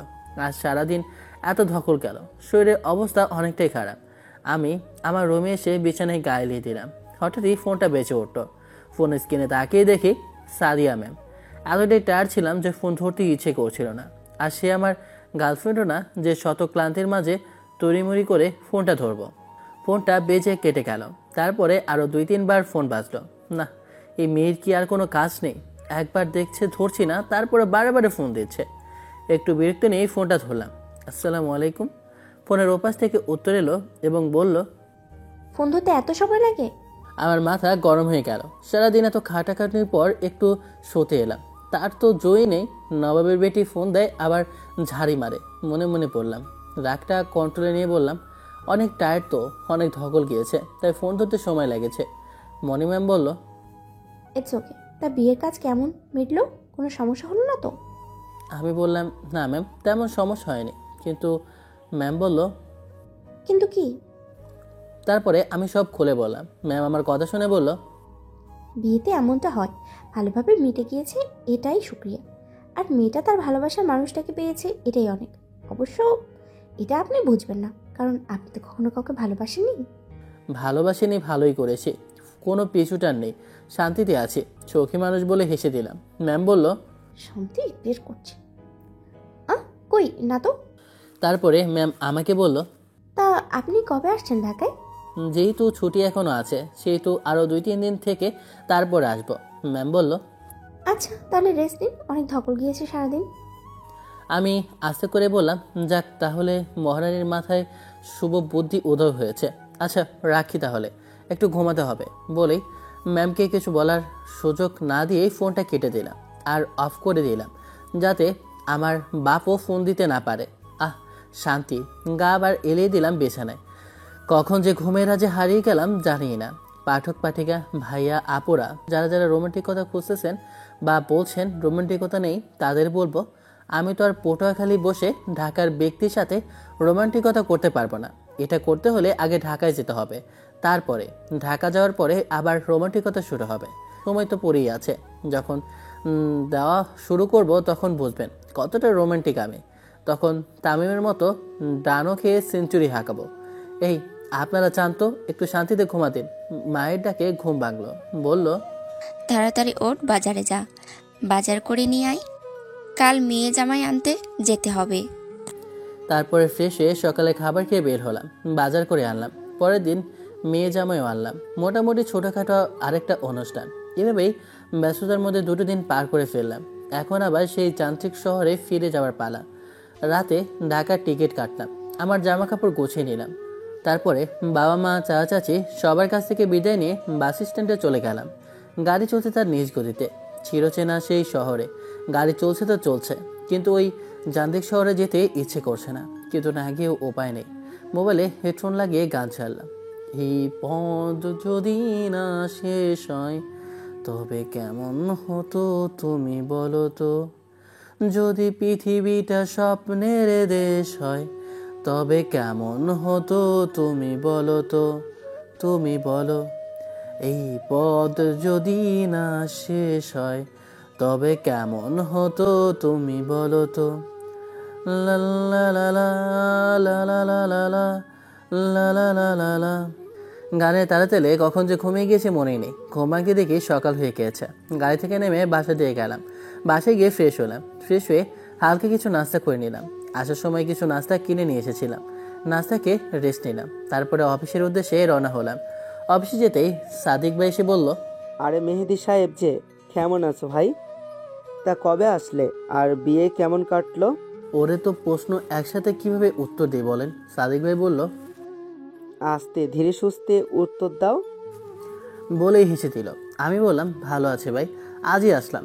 বিয়ে মোটামুটি ভালোই কাটছে। আর বিয়ে যেখানে ঝামেলা তো একটু হবেই, এটা স্বাভাবিক, তাই নয় কি? কেন, কি হয়েছে? আবার কোনো সুন্দরীর প্রেমে পড়ে গিয়েছো বুঝি? ধুর ভাই, কি যে বলেন, প্রেম আর আমি, এটা সম্ভব হতে হলে মুদ্রার 2 পিঠকে এক হতে হবে, এমন কিছু না। একটা সমস্যা হয়েছে, তা বলতে গেলে অফিস টাইম শেষ হয়ে যাবে, তা আরেকদিন বলবো। ইয়া লম্বা কাহিনী। এমন সময় আমার আরেকজন মেয়ে কলিগ মিস শ্রাবণী আস্তে আস্তে বলতে লাগলো, আরে মেহেদি ভাই আছে, তা কি এমন বড় কাহিনী যে বলতে দিন পার হয়ে যাবে? আমি বললাম, তাও অনেক কথা। মিস শ্রাবণী বলল, তা কেমন আছেন? এই তো ভালো। তারপরে আমরা 3 জনে মিলে আরও কিছুক্ষণ কথা বললাম। এরই মধ্যে সাদিয়া, মনি ম্যাম চলে এলো। কি হচ্ছে এখানে? কাজ বাদ দিয়ে এত হাসাহাসি কেন? আপনাদের এখানে হাসাহাসির জন্য মাস শেষে কি মোটা অঙ্কের বেতন দেওয়া হয় নাকি? হাসাহাসি করতে হলে বাইরে গিয়ে করবেন, আর কাজ ভালো না লাগলে চাকরি ছেড়ে দেবেন। আর মিস্টার মেহেদি, আপনি আমার কেবিনে আসুন। বলে অগ্নিদৃষ্টি নিয়ে তার কেবিনে চলে গেল। সাদিক ভাই আর মিস শ্রাবণী দেখলাম তাদের ডেস্কে গিয়ে কাজে মন দিল। ম্যামের কথা শুনে আমার মনটাই খারাপ হয়ে গেল। আজ এসে বকা শুনতে লাগলো, আর আমার জন্য আমার কলিগরাও বকা শুনলো। থুর, ভালো লাগে না আর। বিরক্তি নিয়ে ম্যামের রুমে গেলাম। ম্যাম, আসতে পারি? হ্যাঁ আসুন। জি ম্যাম, কিছু বলবেন? ম্যাম বলল। বসুন। আমি বসতেই ম্যাম তার চেয়ার থেকে উঠে আমার কাছে চলে এলো আর বলতে লাগলো, অনেক হাসাহাসি হচ্ছে তাই না? মেয়ে দেখলেই মুখ দিয়ে লালা ঝরতে থাকে কথা বলার জন্য, তাই না? বলতে বলতেই আমার গলাটা চেপে ধরে তার খুব কাছে নিয়ে এলো। তার নিঃশ্বাস আমি শুনতে পাচ্ছি। ম্যাম বলল, এত কি কথা ওই মেয়ের সাথে? আমার সাথে দেখা না করে গল্প করা হচ্ছে, আড্ডাবাজি করা হচ্ছে। ওই মেয়ের সাথে কথা বলতে যেন আর না দেখি। বলে আমার কলারটা ছেড়ে দিল। আমি মনে মনে বললাম, এই কী ধরনের মেয়ে রে বাবা, গায়ে পড়ে ঝগড়া করে, বদ মেয়ে একটা। আমাকে মনে মনে গালি দেওয়ার সময় অনেক আছে। এখন এই ফাইলটা রেডি করে নিয়ে আসেন। আমি তো ম্যামের কথা শুনে পুরোই হতবাক যে সে বুঝলো কিভাবে যে আমি তাকে বকা দিচ্ছি। আমার মনের খবর সে কি করে বুঝলো? গায়েব জানে নাকি যে মনের কথা বুঝে গেল? কি এত ভাবছেন? জলদি যান আর রেডি করে নিয়ে আসুন, আমার বিকেলে মিটিং আছে। জি ম্যাম, এখনই নিয়ে আসে বলে ম্যামের কেবিন থেকে বের হলাম।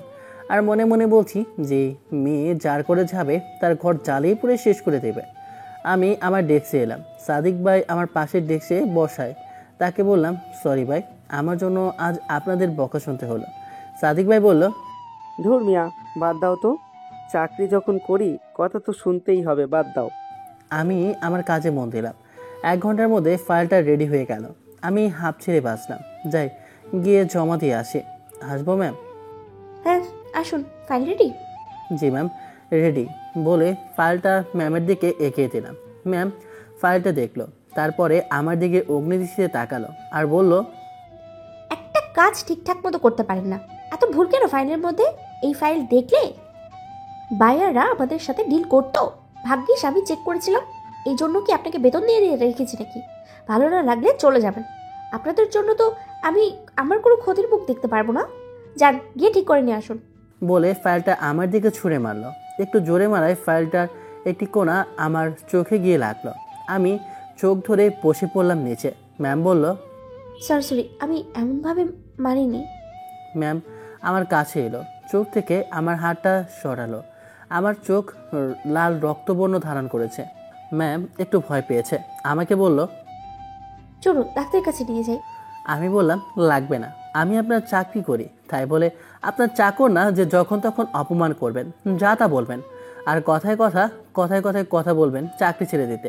আচ্ছা, এতে যদি আপনি খুশি হন তাহলে আমি নিজে রিজাইন দিচ্ছি বলে ম্যামকে ধাক্কা দিয়ে সরিয়ে দিলাম।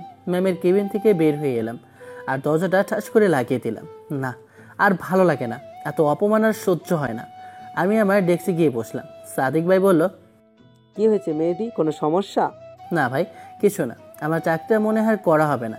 এরই মধ্যে মিস শ্রাবণী এলো আমার ডেস্কের সামনে। কেন ভাইয়া, কি হয়েছে? চাকরি ছাড়বেন কেন? এমনি, আর এখানে ভালো লাগে না। তারপর রিজাইন লেটার লিখলাম। সাদিক ভাই বলল, মাথা গরম করে কিচ্ছু করো না ভাই, কি হয়েছে আমাদের খুলে বলো। না ভাই, আমি বুঝে শুনে সিদ্ধান্ত নিয়েছি। মিস শ্রাবণীও আমাকে বোঝাচ্ছে, কিন্তু আমার জেদের কাছে সবাই হার স্বীকার করলো। রিজাইন লেটার রেডি, তাই সাইন করে ম্যামের কেবিনের দিকে গেলাম। এবার নক বা অনুমতি না নিয়ে সোজা ঢুকে গেলাম কেবিনে। আমাকে এইভাবে দেখে ম্যাম বলল, হাউ ডেয়ার ইউ! কারণ রুমে ঢুকতে অনুমতি নেওয়া লাগে, এই ভদ্রতাটুকুও নেই আপনার? অনুমতি নেওয়ার আর প্রয়োজন মনে করছি না, কারণ আমি আর আপনার চাকরি করব না। এই আমার রিজাইন লেটার। এবার ম্যামের মুখের দিকে তাকালাম, দেখি মুখটা কালো মেঘে ঢেকে গিয়েছে। চোখের কোণাতে হালকা জল ফুটে উঠেছে, মনে হচ্ছে এই বেরিয়ে এলো। আমি সেদিকে নজর দিলাম না।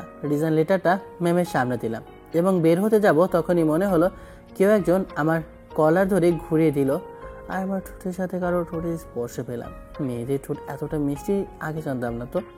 অবশ্য জানবো বা কীভাবে, আগে তো একটা প্রেমও করিনি আর কারো স্পর্শ পাইনি, তাই হয়তো আমার নিঃশ্বাস নিতে অনেক কষ্ট হচ্ছে। প্রায় 7-8 মিনিট পরে আমাকে ছিঁড়ে দিল। আমি হাঁপাতে হাঁপাতে পাশে থাকা চেয়ারে বসে পড়লাম। ওদিকে ম্যামও হাঁপাচ্ছে। ম্যাম বলছি কেন? সে তো আর এখন আমার বস নেই, আমি তো চাকরি ছেড়ে দিচ্ছি, তাই নাম ধরে ডাকবো। এটা কি হলো মিস মনি? জানেন এর জন্য আমি আপনাকে পুরুষ নির্যাতন আইনের মামলা দিতে পারি। এই চুপ, একদম চুপ, একটা এক কথাও বলবি না। চাকরি ছেড়ে দেওয়ার কথা বললে না হাত পা ভেঙে রেখে দেবো একদম। আমি তোকে ভালোবাসি, আমি যদি দেখি কোনো মেয়ের দিকে তাকিয়েছিস তাহলে তোর চোখ তুলে দেবো আমি। বলেই আমার রিজেন্ট লেটারটা টান দিয়ে ছিঁড়ে টুকরো টুকরো করে ফেললাম। আমি বললাম, ছিঁড়ে ফেলেন আর যাই করেন, আমি আর চাকরি করছি না আপনার। বলে উঠে যাব, তখনই কে যেন বলে ওঠে, কে চাকরি ছাড়ছে? পেছনে তাকিয়ে দেখি স্যার এসেছে আর এই কথা বলছে। আমি স্যারকে সালাম দিয়ে বললাম, কেমন আছেন স্যার, আর কবে আসলেন সাউথ আফ্রিকা থেকে? স্যার বলল, এই তো বাবা, আজই এলাম আর সোজা অফিসে। তা চাকরি ছাড়াছাড়ি নিয়ে কি কথা হচ্ছিল শুনলাম? স্যার আমি চাকরিটা ছেড়ে দিচ্ছি। স্যার বলল, কেন বাবা, কোনো সমস্যা? না স্যার, এমনি ভালো লাগছে না। স্যার বলল, কোনো চাকরি ছাড়াছাড়ি হচ্ছে না। বলে স্যার আমার দিকে এগিয়ে এলো আর বলল, মা মরা মেয়ে তো অনেক জেদি হয়েছে, যখন যা বলেছে তাই দিয়েছে, তো তাই এই অবস্থা। মনে যদি কোনো বাজে ব্যবহার করে থাকে তাহলে বাবা হয়ে তোমার কাছে ক্ষমা চাচ্ছি। ওর কথায় কষ্ট পেও না, আর চাকরিটা ছেড়ো না। আগামী সপ্তাহে তোমাদের একটু থাইল্যান্ডে যেতে হবে, একটা জরুরি মিটিং আছে সেইখানে। মনি, তুমি, সাদিক আর শ্রাবণী এই 4 জনে যাবে। কিন্তু স্যার। কোনো কিন্তু নেই, যা বলেছি এটাই ফাইনাল। বাবার বয়সী মানুষ অনুরোধ করছে, না রেখে পারলাম না। আমি বললাম, আচ্ছা স্যার আপনি রেস্ট নেন, আমি ডেস্কে গিয়ে বসছি, প্রয়োজন হলে আমাকে ডাকবেন। তারপরে সালাম দিয়ে বের হওয়ার আগে ম্যামের দিকে এক পলক তাকালাম। ম্যাম হাসি হাসি মুখে দাঁড়িয়ে আছে। আমি কেবিন থেকে বের হয়ে ডেস্কে গিয়ে বসলাম। আমার মাথায় একটা কথা বারবার চিন্তার রেখায় দাগ কাটছে যে আজ এটা কি হলো, মনি ম্যাম এটা কি করলো আমার সাথে? সে তো কখনোই ভালোবাসার কথা বলে নাই, আর আজ চাকরি সাথে যেতেই এমন একটা কাণ্ড ঘটালো। ফাসিল মায়া, কথা নাই বার্তা নাই, আমার বইয়ের সম্পত্তি দিকে নজর। আমার এত সুন্দর ঠোঁট, যেটাতে এখন পর্যন্ত বিড়ের ছ্যাঁকা পর্যন্ত লাগায়নি, সেই ঠোঁটে পাপ্পি। উফ, আর ভাবতে পারছি না। আর একটু ভাবলে আমার চুল পেকে 70 বছরের বোড়াদের দলে নাম লেখাতে চাই না। কারো ধাক্কার গভীর চিন্তা ঘোর থেকে বের হলাম। তাকিয়ে দেখি সাদিক ভাই। সে বলল, কি মিয়া, এত বিড়বিড় করে কি বলছো? জোরে বলো, আমি একটু শুনি। বলে হাহা করে হেসে দিল।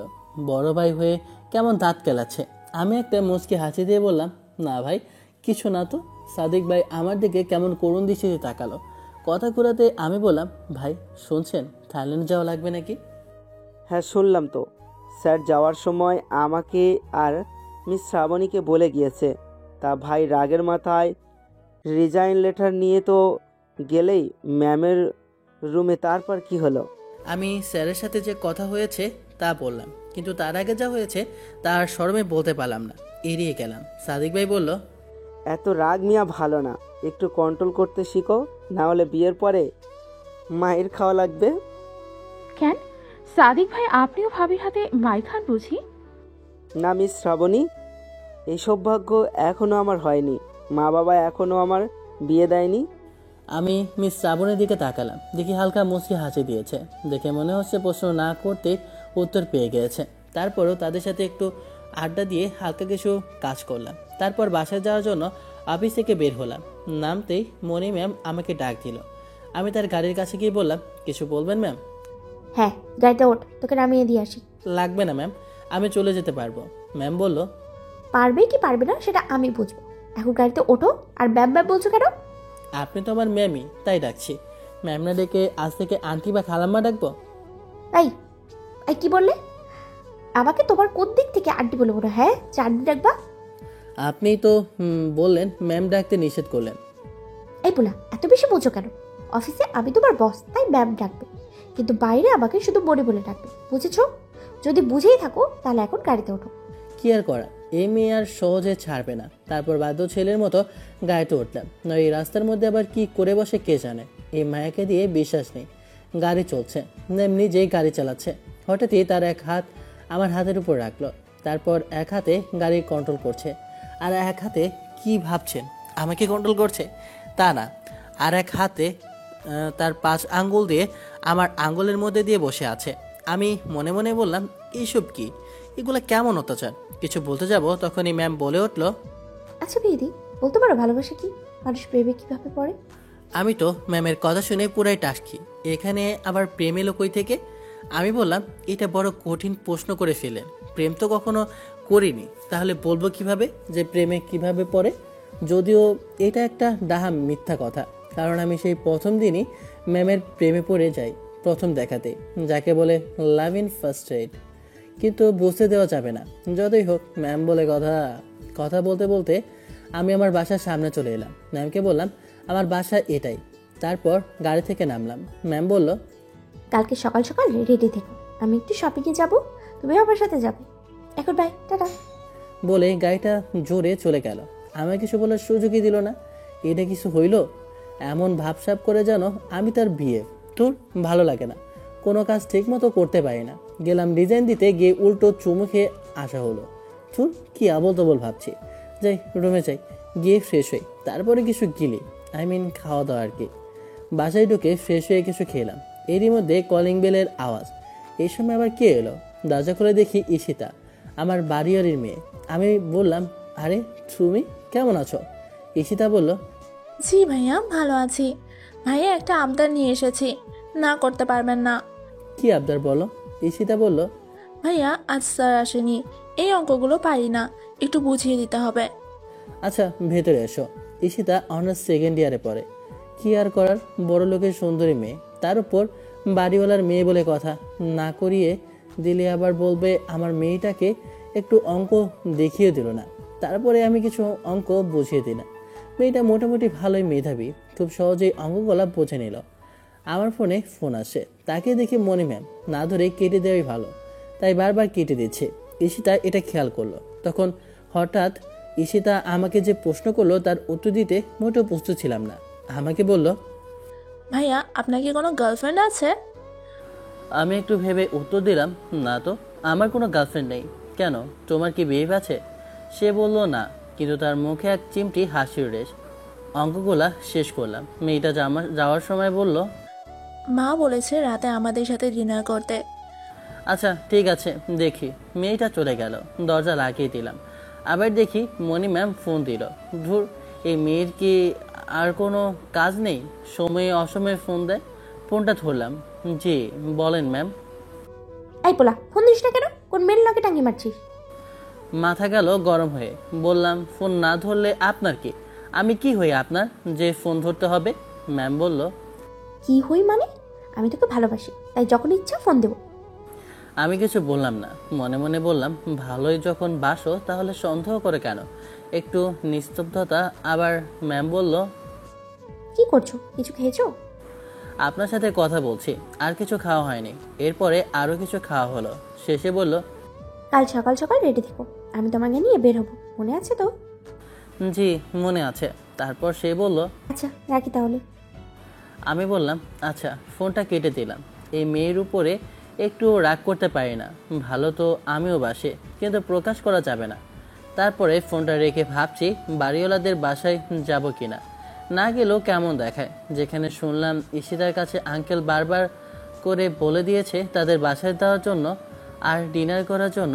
অনেক ভাবলাম, না যাওয়ার লাগে, না গেলে খারাপ দেখায়, আর আঙ্কেলও বা কী ভাববে। তারপর আমি উঠে গেলাম তাদের বাসায়। কলিং বেল দিতেই ঈশিতা দরজা খুলে দিল। দেখি ঈশিতার মুখটা মলিন। এই তো কিছুক্ষণ আগে হাসি খুশি দেখলাম, এখন আবার কি হলো? ঈশিতা আমাকে বলল, ভাইয়া ভেতরে আসেন। আমি ভেতরে গেলাম, গিয়ে সোফায় বসলাম। একটু পরে আঙ্কেল আসলো। আমি সালাম দিলাম। আঙ্কেল বলল, বাবা কেমন আছো? আলহামদুলিল্লাহ ভালো, আপনি কেমন আছেন? এই তো বাবা ভালো। তা তুমি নাকি জব নিয়েছো? তা তোমার জব কেমন চলছে? জি আঙ্কেল, আপনাদের দোয়াই ভালোই চলছে। এরই মধ্যে ঈশিতার ডাক শুনলাম। বাবা খাবার রেডি, মেহেদি ভাইয়াকে নিয়ে খেতে এসো। আমি আর আঙ্কেল গিয়ে খেতে বসলাম। খাওয়ার এক ফাঁকে আঙ্কেল আমাকে বলতে লাগলো, ঈশিতার বিয়ে ঠিক করেছি। ছেলেটা একটা প্রাইভেট ফার্মে জব করে। তুমি তো জানো বাবা, ঈশিতার মা নেই আর বড় কোনো ভাই নেই, তাই তোমাকে এই ভাইয়ের দায়িত্বটা নিতে হবে। আমি একা মানুষ, এত কিছু সামলাতে পারবো না। আঙ্কেল এসব নিয়ে আপনার কোনো টেনশন করতে হবে না, আমি তো আছি, যেখানে যা বলবেন হয়ে যাবে। আঙ্কেল বলল, অনেক বড় বাঁচালে বাবা। এমনভাবে বলছেন কেন আঙ্কেল? আমি তো আপনার ছেলের মতোই। তারপরে খেয়ে আঙ্কেলের থেকে বিদায় নিয়ে আমার রুমে চলে যাই। অনেক ভালো ভালো খাবার খেলাম, ঘুমে চোখ জড়িয়ে আসছে। বিছানায় গাটা এলিয়ে দিলাম। ঘুমিয়ে গেছি কখন মনেই নেই। কারো ফোনের আওয়াজে ঘুমটা ভাঙলো। ফোনের স্ক্রিনে তাকিয়ে দেখি মনি ম্যাম ফোন দিয়েছে। ঘড়িতে তাকিয়ে দেখি 9টা 10 বাজে। ফোনটা রিসিভ করলাম। ফোনের ওপাশ থেকে বলল, কই তুমি এখনো ঘুমাও? তোমাকে না বলেছি সকাল সকাল উঠে রেডি হয়ে থাকবে, আমি এসে দিয়ে যাব। তুমি এত অলস আর খুব কাতুরে কেন? হ্যাঁ, তুমি তাড়াতাড়ি রেডি হয়ে নিচে আসো, আমি তোমার জন্য অপেক্ষা করছি। বলেই ফোনটা কেটে দিল। আমি উঠে ফ্রেশ হয়ে তাড়াতাড়ি করে নামলাম। ওয়াও, আজ ম্যামকে যা লাগছে না, কালো শাড়িতে আজ যা লাগছে না ম্যামকে। অবশ্য সুন্দরী মেয়েদের কালো শাড়িতে এমনিতেই মানায়। ম্যামের ওপর আবার ক্লাস খেলাম প্রথম দিনের মতো। এই কি দেখছো আমার হাঁ করে তাকিয়ে? না কিছু না। তাহলে গাড়িতে ওঠো। তারপরে আমি গাড়িতে উঠে বসলাম। আজ ম্যাম আর গাড়ি চালাচ্ছে না, ড্রাইভার নিয়ে এসেছে, তাই আমার পাশেই বসলেন। মাঝে মধ্যে ম্যামের কাজকর্ম বড়ই অদ্ভুত মনে হয়। ম্যাম দেখে কি যা ইচ্ছা তাই করবে? আমরা চলে এলাম শপিং মলে। আমরা ভিতরে গেলাম। ম্যাম অনেক কিছু কিনলো। মেয়েদের দোকানে গেলে এত সময় লাগে আল্লাহ! একটা পণ্যের জন্য দোকান ঘুরে তারপরে কিনে, এটা মেয়েদের জিনগত সমস্যা, বিরক্তকর। তারপরে তার কেনাকাটা শেষ। উফ, বাঁচা গেল। ম্যাম বলল, মিদি তুমি কিছু কিনবে না?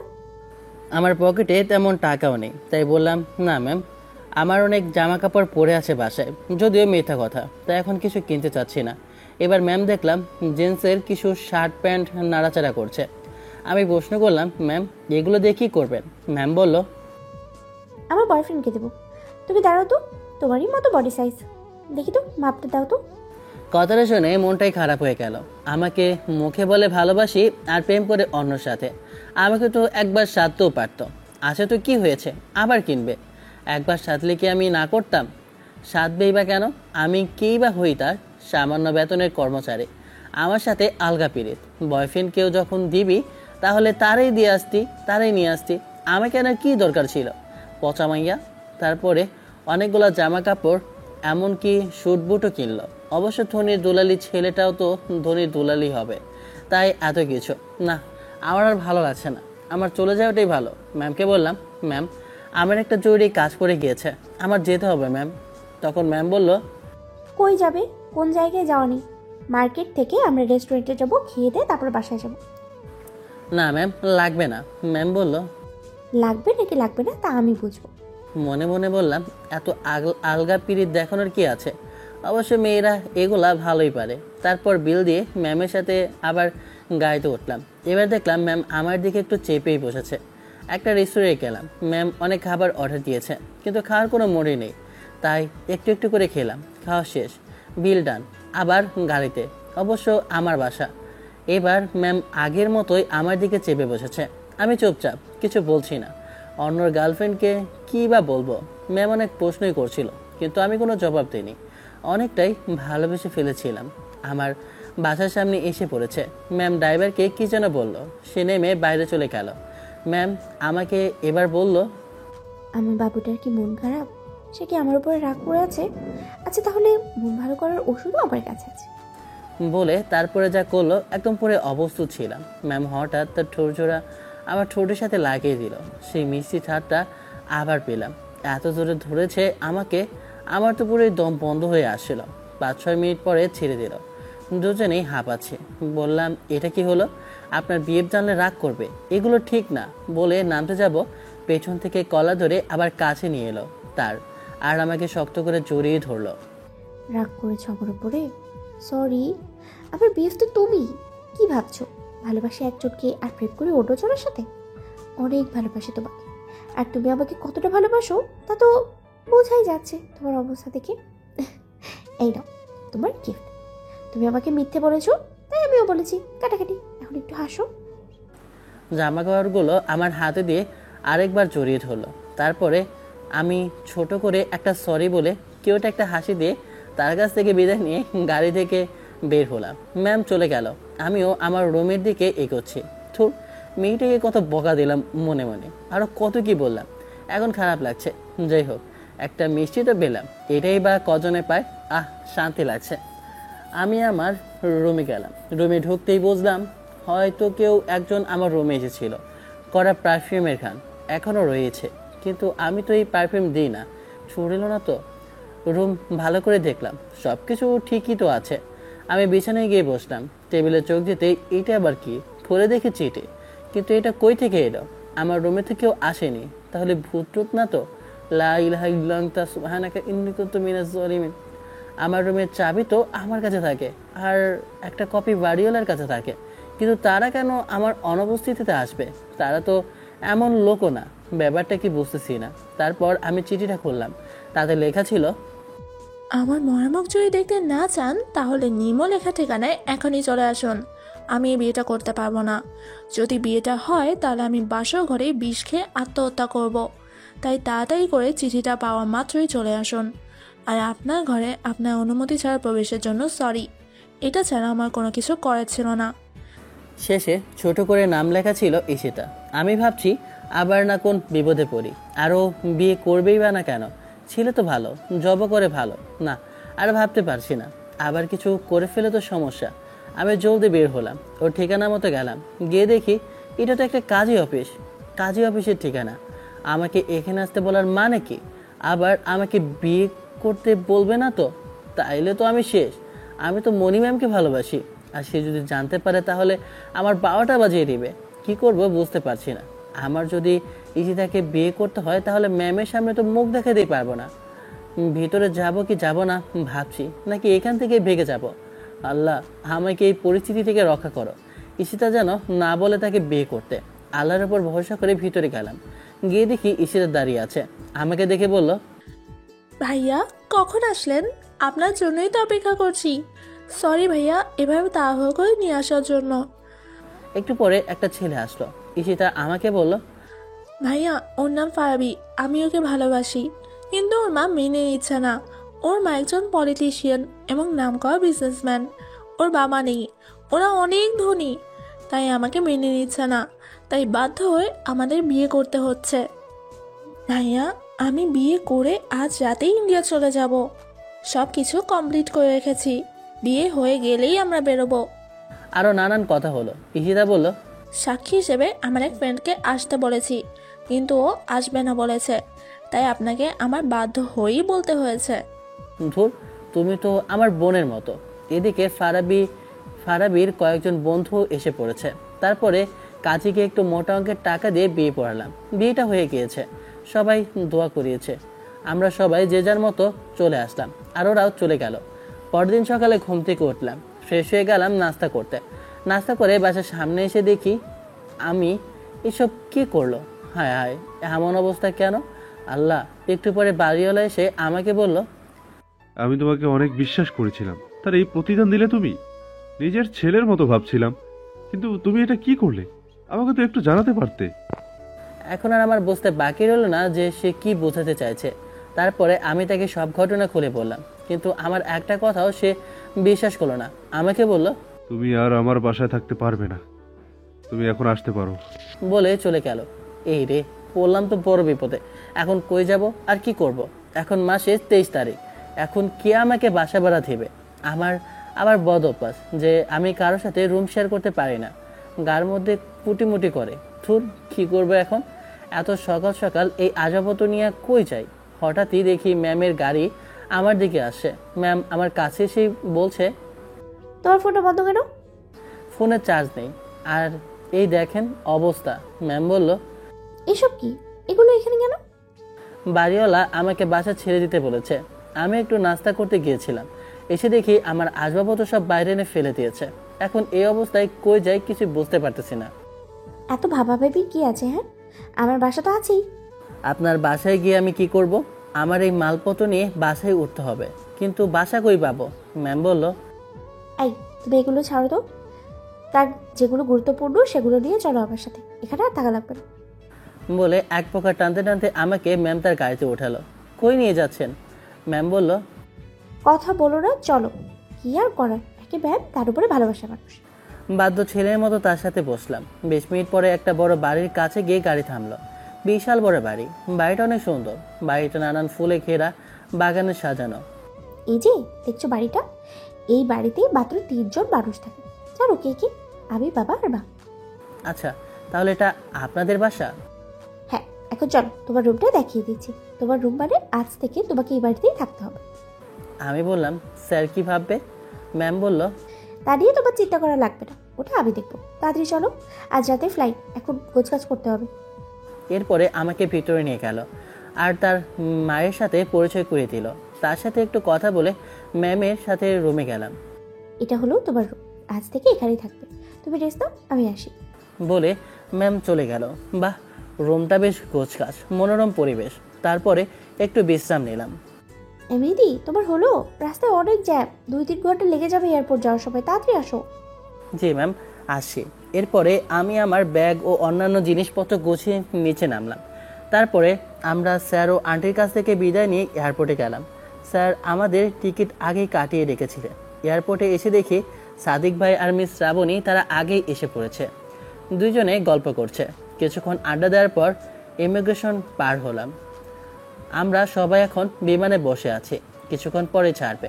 ম্যামের সিটটা আমার সিটের 2 জন পরে পড়েছে, আর সাদিক ভাই আর মিস শ্রাবণী আমাদের পিছনের সারিতে পাশাপাশি। বাহ, বেশ ভালোই হয়েছে।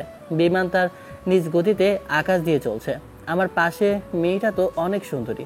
বাহ, ভালোই হলো, একটু আড্ডা মারা যাবে। মেয়েটি দেখে প্রথমে ভেবেছিলাম ফরেনার, কিন্তু পরে দেখলাম ফরেনার নয়, বাংলাদেশি বংশোদ্ভূত, তাই থাই নাগরিক। মেয়েটির বাবা মা বাংলাদেশি। মেয়েটির সাথে কথা হলো আমার, নাম বলল এলিনা, প্রথম বাংলাদেশে এসেছে। এইরকম আরও অনেক বিষয় নিয়ে কথা হলো। হঠাৎ ম্যামের দিকে তাকালাম, দেখি ম্যাম তো আমার দিকে তাকিয়ে রাগে আগুন। আমার মজাই লাগছিল। ম্যামের অবস্থা দেখে আমার খুব হাসি হাসি লাগছে। একটু পরে যা হলো তার জন্য আমি মোটেও প্রস্তুত ছিলাম না।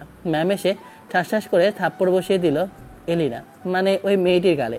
এলিনা গালে হাত দিয়ে বসে রইল, আর ম্যাম বলতে লাগলো, সে আমার স্ত্রী, আমার সাথে হেসে হেসে কথা বলার কি আছে, বলে একটু বকাঝকা করলো। তারপরে এলিনাকে ম্যামের সিটে গিয়ে বসতে পড়লো। এলিনা এতই ভয় পেয়েছিল যে সাদিয়া মনি ম্যাম বলার সাথে সাথেই চলে গেল, আর ধপাস করে ম্যাম আমার পাশে বসে পড়লো আর বলতে শুরু করলো, কি মেয়ে মানুষ দেখলেই কথা বলতে ইচ্ছে করে, তাই না? আমি কি বলবো, আমি তো ম্যামকে খেপানোর জন্য এগুলো করেছি। ম্যাম তো খেপলো আর আমার 14 গোষ্ঠী উদ্ধার করলো। চুপচাপ বসে রইলাম। অন্যদিকে মিস শ্রাবণী আর সাদিক ভাই তারা তো চুটিয়ে গল্প করছে। গল্প করে না, যেন মনে হচ্ছে প্রেম করছে। আমরা থাইল্যান্ডে পৌঁছে গেলাম। প্রথমবার এলাম তো অনেক কৌতূহল আছে, কত কিছু দেখব, কত আশা। কিন্তু ম্যামের ঝাড়ির জন্য মনে হয় সব আশা পূরণ হবে না। আমরা বিমান থেকে নেমে আমরা হোটেলে গেলাম। আমাদের সবার রুম আলাদা।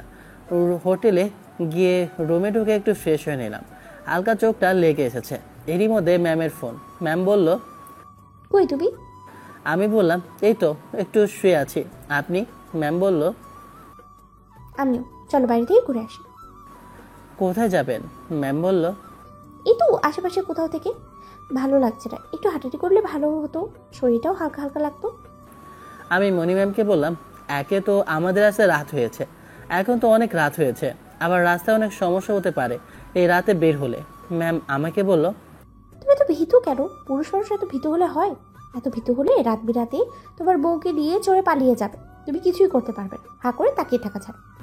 আমি আস্তে করে বললাম, একবার হয়েই দেখো না, তারপরে বুঝবে যে আমি কি পারি আর কি পারি না, বলে ডিপ জলের ভিলের মার্কা হাসি দিলাম 32 কপাটি দাঁত দিয়ে। কিছু বললে? আমি বললাম, কই না তো, আমি বলতে যাচ্ছি ছিনতাইকারীদের কথা। এই দেশে আমাদের দেশের মতোই ছিনতাইকারীদের ভরা, কিন্তু আমাদের দেশের মতো এই দেশেরগুলা এত বজ্জাত নয়। আর এই দেশের মামু পার্টিরা আমাদের দেশের ভুড়িওয়ালা মামু পার্টিদের মতো বজ্জাত না হলেও সহজে ছাড়ে না।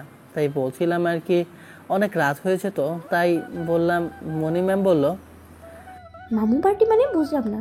আমি বললাম, মামু পার্টি মানে বুঝলেন না? আরে আমি পুলিশের কথা বলেছি। আমাদের দেশের পুলিশ হলো গোশ খেতে খেতে ভুড়ি উঁচা করে আর নির্দোষকে অপরাধী আর অপরাধীকে নির্দোষ বানিয়ে ফেলে। আর এই দেশের পুলিশ যে একেবারেই ঘুষ খায় না এটা বলে ভুল হবে, খায় কিন্তু রয়ে শুয়ে খায়, ঠিক শ্রদ্ধেয় সাবেক শিক্ষামন্ত্রী নুরুল ইসলাম নাহিদ যেভাবে বলেছে। তারা নানান দিক বিবেচনা করে বিচার করে। তাই বলছিলাম কি যে এখন না যাওয়াই ভালো। কিন্তু কে শুনে কার কথা? আমার প্রতিটি কথাই ম্যাম ফিরিয়ে দিল। সে যাবে তো যাবেই গো, ধরে বসে আছে। এখন কি করি এই মেয়েকে নিয়ে? আল্লাহ, তুমি আর কপাল পাইলা না, খুঁজে খুঁজে আমার এই কপালটাই পাইলা যে আমার ঘাড়েই এমন একটা ডাইনি মেয়ে গোছিয়ে দিলা। কি আর করার। তারপরে হাত মুখে পানি দিয়ে একটা টি শার্ট আর 3 কোয়ার্টার পরে বের হলাম। ম্যামের রুমের কাছে গিয়ে নক করলাম। একটু পরে ম্যাম বের হলো। ওয়াও, পুরাই অস্থির, পুরাই আমার মনের মতো। হালকা সাজ। ম্যামকে দেখে কয়েক মুহূর্তের জন্য থমকে গেলাম। ম্যামের ডাকে ঘর থেকে বের হলাম। কি দেখছো? পচা লাগছে তাই না? আরে একবার ভেবেছিলাম সাজবো, কিন্তু আবার ভাবলাম থাক, এত রাতে সাজতেও ইচ্ছা করছে না, তাই আর সাজলাম না। ম্যাম, আপনাকে সুন্দর লাগতেছে। এই সাজেই আপনাকে ভালো লাগে। আর ভারী মেকআপ তো হিজড়ারাও করে। ম্যাম আমার কথা শুনে হালকা মুচকে একটা হাসি দিল। তারপরে আমরা দুইজনে বের হলাম। যা সাদিক ভাই আর শ্রাবণীকে তো আর ডাকাই হয়নি, তারাও আমাদের সাথে একটু ঘুরতেন, এতে বিপদে পড়ার সম্ভাবনা কম থাকে। বাইরে বের হলাম। ওরাও আজও তো জ্যোৎস্না রাত, চারটা অনেক সুন্দর। এই জ্যোৎস্না ভরা রাতে কারোর সাথে হাঁটা আর জ্যোৎস্না দেখার মজাই আলাদা। আর তা যদি হয় ভালোবাসার মানুষ, তাহলে তো কথাই নেই। অস্থির ফিলিংস। ম্যামকে বললাম, ম্যাম দেখছেন আজ জ্যোৎস্না পড়েছে, সুন্দর না অনেক? ম্যাম বলল, রোমান্টিক পরিবেশ। এই পরিবেশ দেখে আমি এতটাই মুগ্ধ হয়েছি যে একটা গান মাথায় ঘুরপাক খাচ্ছে। আমি ম্যামের দিকে তাকালাম। ম্যাম আবার গানও গাইতে পারে? আমি বললাম, আচ্ছা তাহলে 2-1 লাইন শোনান, কি গান মনে পড়লো? ম্যাম বলল, গান গাইতে পারি একটা শর্তে, যদি রাজি থাকো তাহলে শোনাতে পারি। আমি বললাম, গান শুনতেও শর্ত দেওয়া লাগে? আচ্ছা কি শর্ত বলুন? ম্যাম বলল, গান শেষ হলেই আমার ঠোঁটে পাপ্পি দিতে হবে। আমি বললাম, ম্যাম এটা সম্ভব নয়, আমি পারবো না, আর গানও শোনা লাগবে না, আমার ফোনে অনেক গান আছে, আমি তাই শুনি। ম্যাম দেখি আমার দিকে কর্কট দৃষ্টি নিয়ে তাকালো। মনে হচ্ছে তার অগ্নিঝরা চোখ থেকে অগ্নিবাণ এখনই আমার দিকে এসে আমাকে ভর্স করে নেবে। কি করছেন? ছাড়েন ছাড়েন। ম্যাম আমার কলারটা চেপে ধরেছে আর বলতে লাগলো, কি এত বড় সাহস তোমার আমার মুখের উপরে কথা? তোর গান শুনতে হবে না, পাপ্পিও দিতে হবে না। আমি নিরুপায়, কি করব? আমি মাথা নেড়ে হ্যাঁ জানালাম। তারপরে ম্যাম আমার কলার ছেড়ে দিল। বাবা গো, বাঁচলাম। সুখে থাকতে ভূতে খেলায়, কি জন্য যে চাকরি করতে গিয়েছিলাম, আর এই মেয়ের সাথেই দেখা হলো, আমার লাইফটা পুরো তেজপাত করে দিয়েছে। এইভাবে চলতে থাকলে একদিন হারিয়ে যাব, আর পাঠক পাঠিকারা আমার জন্য কান্না করবে। আপনি গান শোনাতে চাইছেন, তাহলে শোনান। এরপরে ম্যাম একটু কাশি দিয়ে গানের সুর করলো। বাহ, অনেক ভালো, হয়তো অনেক সুন্দর গান গাইতে পারে তো, কিন্তু প্রশংসা করা যাবে না, তাহলে চড়ে বসবে। কেমন হলো আমার গানটা? আমি বললাম, মোটামুটি, কিন্তু ওগুলা একটু টানলে গানটা সুন্দর হতো বলে ম্যামের দিকে তাকালাম। দেখি ম্যাম রাগে অগ্নিমূর্তি ধারণ করেছে। আমার দিকে তাকিয়ে অন্যদিকে হাঁটা শুরু করলো। এই কই যাচ্ছেন বলেই ম্যামকে তার হাত ধরে টান দিয়ে আমার খুব কাছে নিয়ে এলাম। ম্যামের চোখের ওপরে চুল এসে লেপ্টে আছে। আমি ফু দিয়ে চুলগুলো সরিয়ে দিলাম। ম্যাম আমার খুবই কাছে। ফু দিতেই ম্যাম চোখ বুজে ফেললো। অপরূপ সৌন্দর্যটা ফুটে উঠেছে। আমি বারবার মুগ্ধ হচ্ছি তার রূপে। আল্লাহ তার সৃষ্টিশৈলী নিদর্শন মানুষের মাঝে ফুটিয়ে তুলেছে। ম্যামের দিকে তাকাতেই মাতাল মাতাল লাগছে। একটা অজানা ভালো লাগা গ্রাস করেছে। মনে হচ্ছে বারবার কাছে টানছে। ম্যামকে আরেকটু কাছে নিয়ে তার ঠোঁটে আমার ঠোঁটটা গুঁজে দিলাম। ম্যাম কোনো বাধা প্রদানই করলো না। মনে হচ্ছে সে এটাই চাইছিল। অনেকক্ষণ হয়ে গেল। মনে হচ্ছে দুজনেই অন্য জগতে চলে গিয়েছে। চেতন ফিরে পেলাম কারো ডাকে। দুজনে একটু হকচকিয়ে উঠলাম। এই রোমান্টিক পরিবেশকে আবার কাবাব হাড্ডি হতে আসলো। পাশে তাকিয়ে দেখি পুলিশ। এই যা, যেটা ভেবেছিলাম সেটাই হলো। এখন কি করব? আমাদের দেশে পুলিশ হলে 500 থেকে 1000 টাকা ধরে দিলে নাচতে নাচতে বাড়ি চলে যেত, কিন্তু এটা তো থাই পুলিশ। এরা ছোটোখাটো ব্যাপারে ঘুষ খায় না। এখন কি করা যায়? সব ম্যামের জন্য। ম্যাম অমন জোর না করলে এমন হতোই না। ভুল আমারও হয়েছে ম্যামের কথা মেনে নেওয়ার। ম্যাম দেখি রয়্যাল বেঙ্গল টাইগার থেকে পুশি ক্যাট হয়ে গিয়ে আমার ডান হাতে বাহু শক্ত করে জড়িয়ে ধরে আছে। আমি মনে মনে বলছি, কথা তো বলে তালের আটির মতো, কিন্তু বিপদের সময় একটা কথাও বের হয় না। এখন ঠেলা সামলাও, যত রাগ আমার সাথেই দেখাতে পারে। পুলিশ আমাদের দিকে তাকালো ভালো করে, আপাদমস্তক ভালোভাবে দেখলো, তারপর বলা শুরু করলো, what's going on here? Nothing sir, she wanted my wife a costly jewellery, but I did not buy it. She made me lunch, so it has to be done to break the anger. Understand, but it's public place. They are no longer the same. Sorry sir, no longer. It's okay, go there. Thank you sir. পুলিশকে ধন্যবাদ দিয়ে সামনের দিকে হাঁটা তুললাম। আমি এগুলো বলার সময় খেয়াল করেছি যে ম্যাম আমার দিকে আগরে তাকিয়ে আছে। এখন হাঁটছি তাও কেমন কেমন যেন করছে। আমি বললাম, ম্যাম পুলিশ চলে গিয়েছে, আমার হাতটা ছাড়তে পারেন। ম্যাম বলল, কেন ছাড়বো? এই হাতটা তোমার হতে পারে, কিন্তু এই হাতের মালিক হলাম আমি। মানে ভুলে গেলে? একটু আগেই না বললে যে আমি তোমার বউ? আমি যদি তোমার বউ হয়ে থাকি তাহলে তোমার প্রতিটা অঙ্গ তো আমি, তাই না? সেই কারণেই বলছি। আমি বললাম, আরে আমি তো তখন পুলিশের হাত থেকে বাঁচার জন্য বলেছি।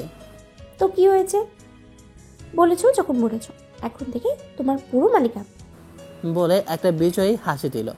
ম্যামের কথা শুনে পুরাই আবল হয়ে গেলাম। কি লজিক রে বাবা, কি আর করার, ভালো যখন বাসি তখন তো সহ্য করতেই হবে। তারপরে হাঁটতে হাঁটতে আমরা হোটেলে চলে এলাম। ম্যামকে তার রুমে দিয়ে আমি আমার রুমে চলে গেলাম। ম্যামের ঠোঁটে কি মিষ্টি, মন চাচ্ছে বারবার খাই। থুর, কী ভাবছি এগুলা, মাথাটা মনে হয় গেছে। থুর, আর প্রেশার নিতে পারছি না, একটু ঘুমালে ভালো হবে। তাই ঘুমিয়ে পড়লাম। সকাল 9টা, ফোন বাজছে। হালকা হালকা চোখে তাকিয়ে দেখি 9টা বাজে। ফোন ধরতেই ম্যাম বলল, এখনও ঘুমাও? 11টা বায়ারদের সাথে মিটিং আছে, তাই ফ্রেশ হয়ে রেডি হয়ে নাও আর নিচে আসো, আমি রিসেপশনে অপেক্ষা করছি। বলে ফোনটা কেটে দিল।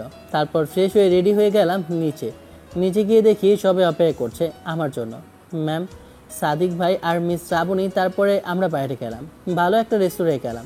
সকালে নাস্তা সেরে নিলাম। থাই স্যুপটা সে ছিল আমাদের দেশের মতো পচা না। এই দেশের স্যুপটার স্বাদ অনেকদিন মুখে লেগে থাকবে। খাওয়া দাওয়া পর্ব শেষ। তারপরে উঠে 4 জন রওনা দিলাম যেখানে বায়ারদের সাথে মিটিং করার কথা। আমরা একটু আগেই পৌঁছে গেলাম। আমরা গল্প করছি, এরই মধ্যে বায়াররা চলে এলো। মিটিং শুরু হলো। প্রায় 1 ঘন্টা হয়ে গেল। 10 মিনিটের টি ব্রেক দিয়েছে। আমি আর মিস শ্রাবণী কথা বলছি, আমরা ডিলটা পাবো কিনা। আমার তো মনে হয় না যে পাবো।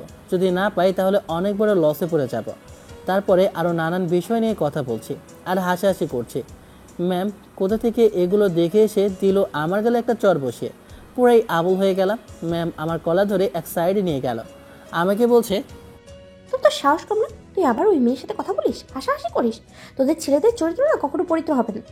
মেয়ে দেখলেই কথা বলতে ইচ্ছে করে, তাই না? কয়টা লাগে? এ কথা শুনে মাথা গেল গরম হয়ে। মিটিং আবার শুরু হয়ে গেল। এখন আমার লেকচার দেওয়ার পালা। রাগের মাথায় 30 মিনিটের একটা লেকচার দিলাম। ম্যাম তো আমার দিকে আর বায়াররাও খুশি এবং আমাদের সাথে ডিলটা ফাইনাল হলো। আমরাও খুশি, ম্যামও খুশি। সবাই চলে গেল। বায়াররা, সাদিক ভাই আর শ্রাবণীও কোথায় যেন গেল। আমি আর ম্যাম বসে আছি। আমার মাথা থেকে রাগটা এখনও যায়নি। উঠতে যাব তখনই ম্যাম আমার বুকে ঝাঁপিয়ে পড়লো। এটা কি হলো? আমাকে শক্ত করে জড়িয়ে ধরে বলতে লাগলো, আমার ভুল হয়ে গেছে, মাফ করে দাও। আমি আর এমন ভুল কখনো করবো না। তুমি ওর সাথে কথা বলছিলে দেখে মাথা ঠিক ছিল না, তাই এমনটা করেছি। আর করবো না লক্ষ্মীটি। তুমি আর আমাকে ভুল বুঝে রাগ করে থেকো না, আমার অনেক কষ্ট হয়। আমি আর কিছু বললাম না, আমিও জড়িয়ে ধরলাম। এরপরে দুপুরে খাবারকে হোটেলের দিকে যেতে লাগলাম। গিয়ে দেখি মিস শ্রাবণী ও সাদিক ভাই বসে আড্ডা দিচ্ছে। তারপরে আমরা 3 জনে গেলাম ঘুরতে সমুদ্রের পাড়ে। ঘুরলাম, মজা করলাম। এরই মধ্যে 2বার ফোন দিয়ে ফেলেছে, কিন্তু আমি ধরিনি। একেবারে হোটেলে গিয়ে দেখা করব, নইলে বিভিন্ন ধরনের প্রশ্ন করবে। এত প্রশ্নের উত্তর দিতে গেলে আমার জীবন অতিষ্ঠ হয়ে যাবে। আমরা অনেক আনন্দ করলাম, অনেক মজা হলো। এরপর হোটেলের দিকে রওনা হলাম। মিস শ্রাবণী আর সাদিক ভাইকে বিদায় দিয়ে ম্যামের রুমের দিকে পা বাড়ালাম। কি রুমটা লক করা, ভেতরে আছে কি না তাও বুঝতে পারছি না। ভালো করে লকটা 2-3 বার মোচড় দিলাম, না, মনে হচ্ছে বাইরে থেকে লক করা। এই টাইমে আবার কোথায় গেল? মোবাইলটা বের করলাম, ম্যামের নম্বরে ডায়াল করলাম। কি ফোন বন্ধ কেন? এখন মনে মনে একটু ভয় করছে। এই সময়ে আবার কোথায় গেল? আবার ফোন দিলাম, না, ফোন অফ। তাড়াতাড়ি করে হোটেলের ছাদে দিয়ে গেলাম। ম্যাম তো ছাদে গিয়ে মাঝে মধ্যে বসে, কিন্তু তো এখন অনেক রাত। এই রাতে তো মণি ম্যামের ছাদে যাওয়ার কথাও না। তারপরও দৌড়াতে দৌড়াতে ছাদে উঠলাম। কি এখানেও নেই। পুরো ছাদ ঘুরে দেখলাম, কিন্তু না, পেলাম না। আবার ম্যামের ফোনে ফোন দিলাম, কিন্তু না, এখনও ফোন অফ। উফ, কী করবো কিছুই বুঝতে পারছি না। মাথায় কিছুই আসে না। ধুর, কাউকে মন থেকে ভালোবাসা একটা প্যারা। ধুর, আর ভালো লাগে না। এখন কি করি, কই যাই কিছুই বুঝছি না। মাথায় কাজই করছে না। লাস্ট চেষ্টাটা করে দেখি। আবার তাড়াতাড়ি নিচে নামলাম। নেমে সুইমিং পুলের কাছে গিয়ে দাঁড়ালাম। কেউ একজন বসে আছে। আল্লাহ আল্লাহ করছি, এটা যেন ম্যামই হয়। আস্তে আস্তে তার কাছে গেলাম। হ্যাঁ ম্যাম, আল্লাহ বাঁচাইছে, অবশেষে পেলাম। আমি গিয়েই বললাম, এত রাতে এখানে কি করেন? আপনাকে কত জায়গায় খুঁজেছি জানেন? আপনার ফোনটাও বন্ধ কেন? কিছু হয়ে গেলে তখন কি হতো? আমার কথা কারো ভাবা লাগবে না। আমাকে নিয়ে ভাবার কারো টাইম আছে নাকি? কেউ যদি আমাকে নিয়ে ভাবতো তাহলে তো আমার ফোনটা একবার রিসিভ করতো।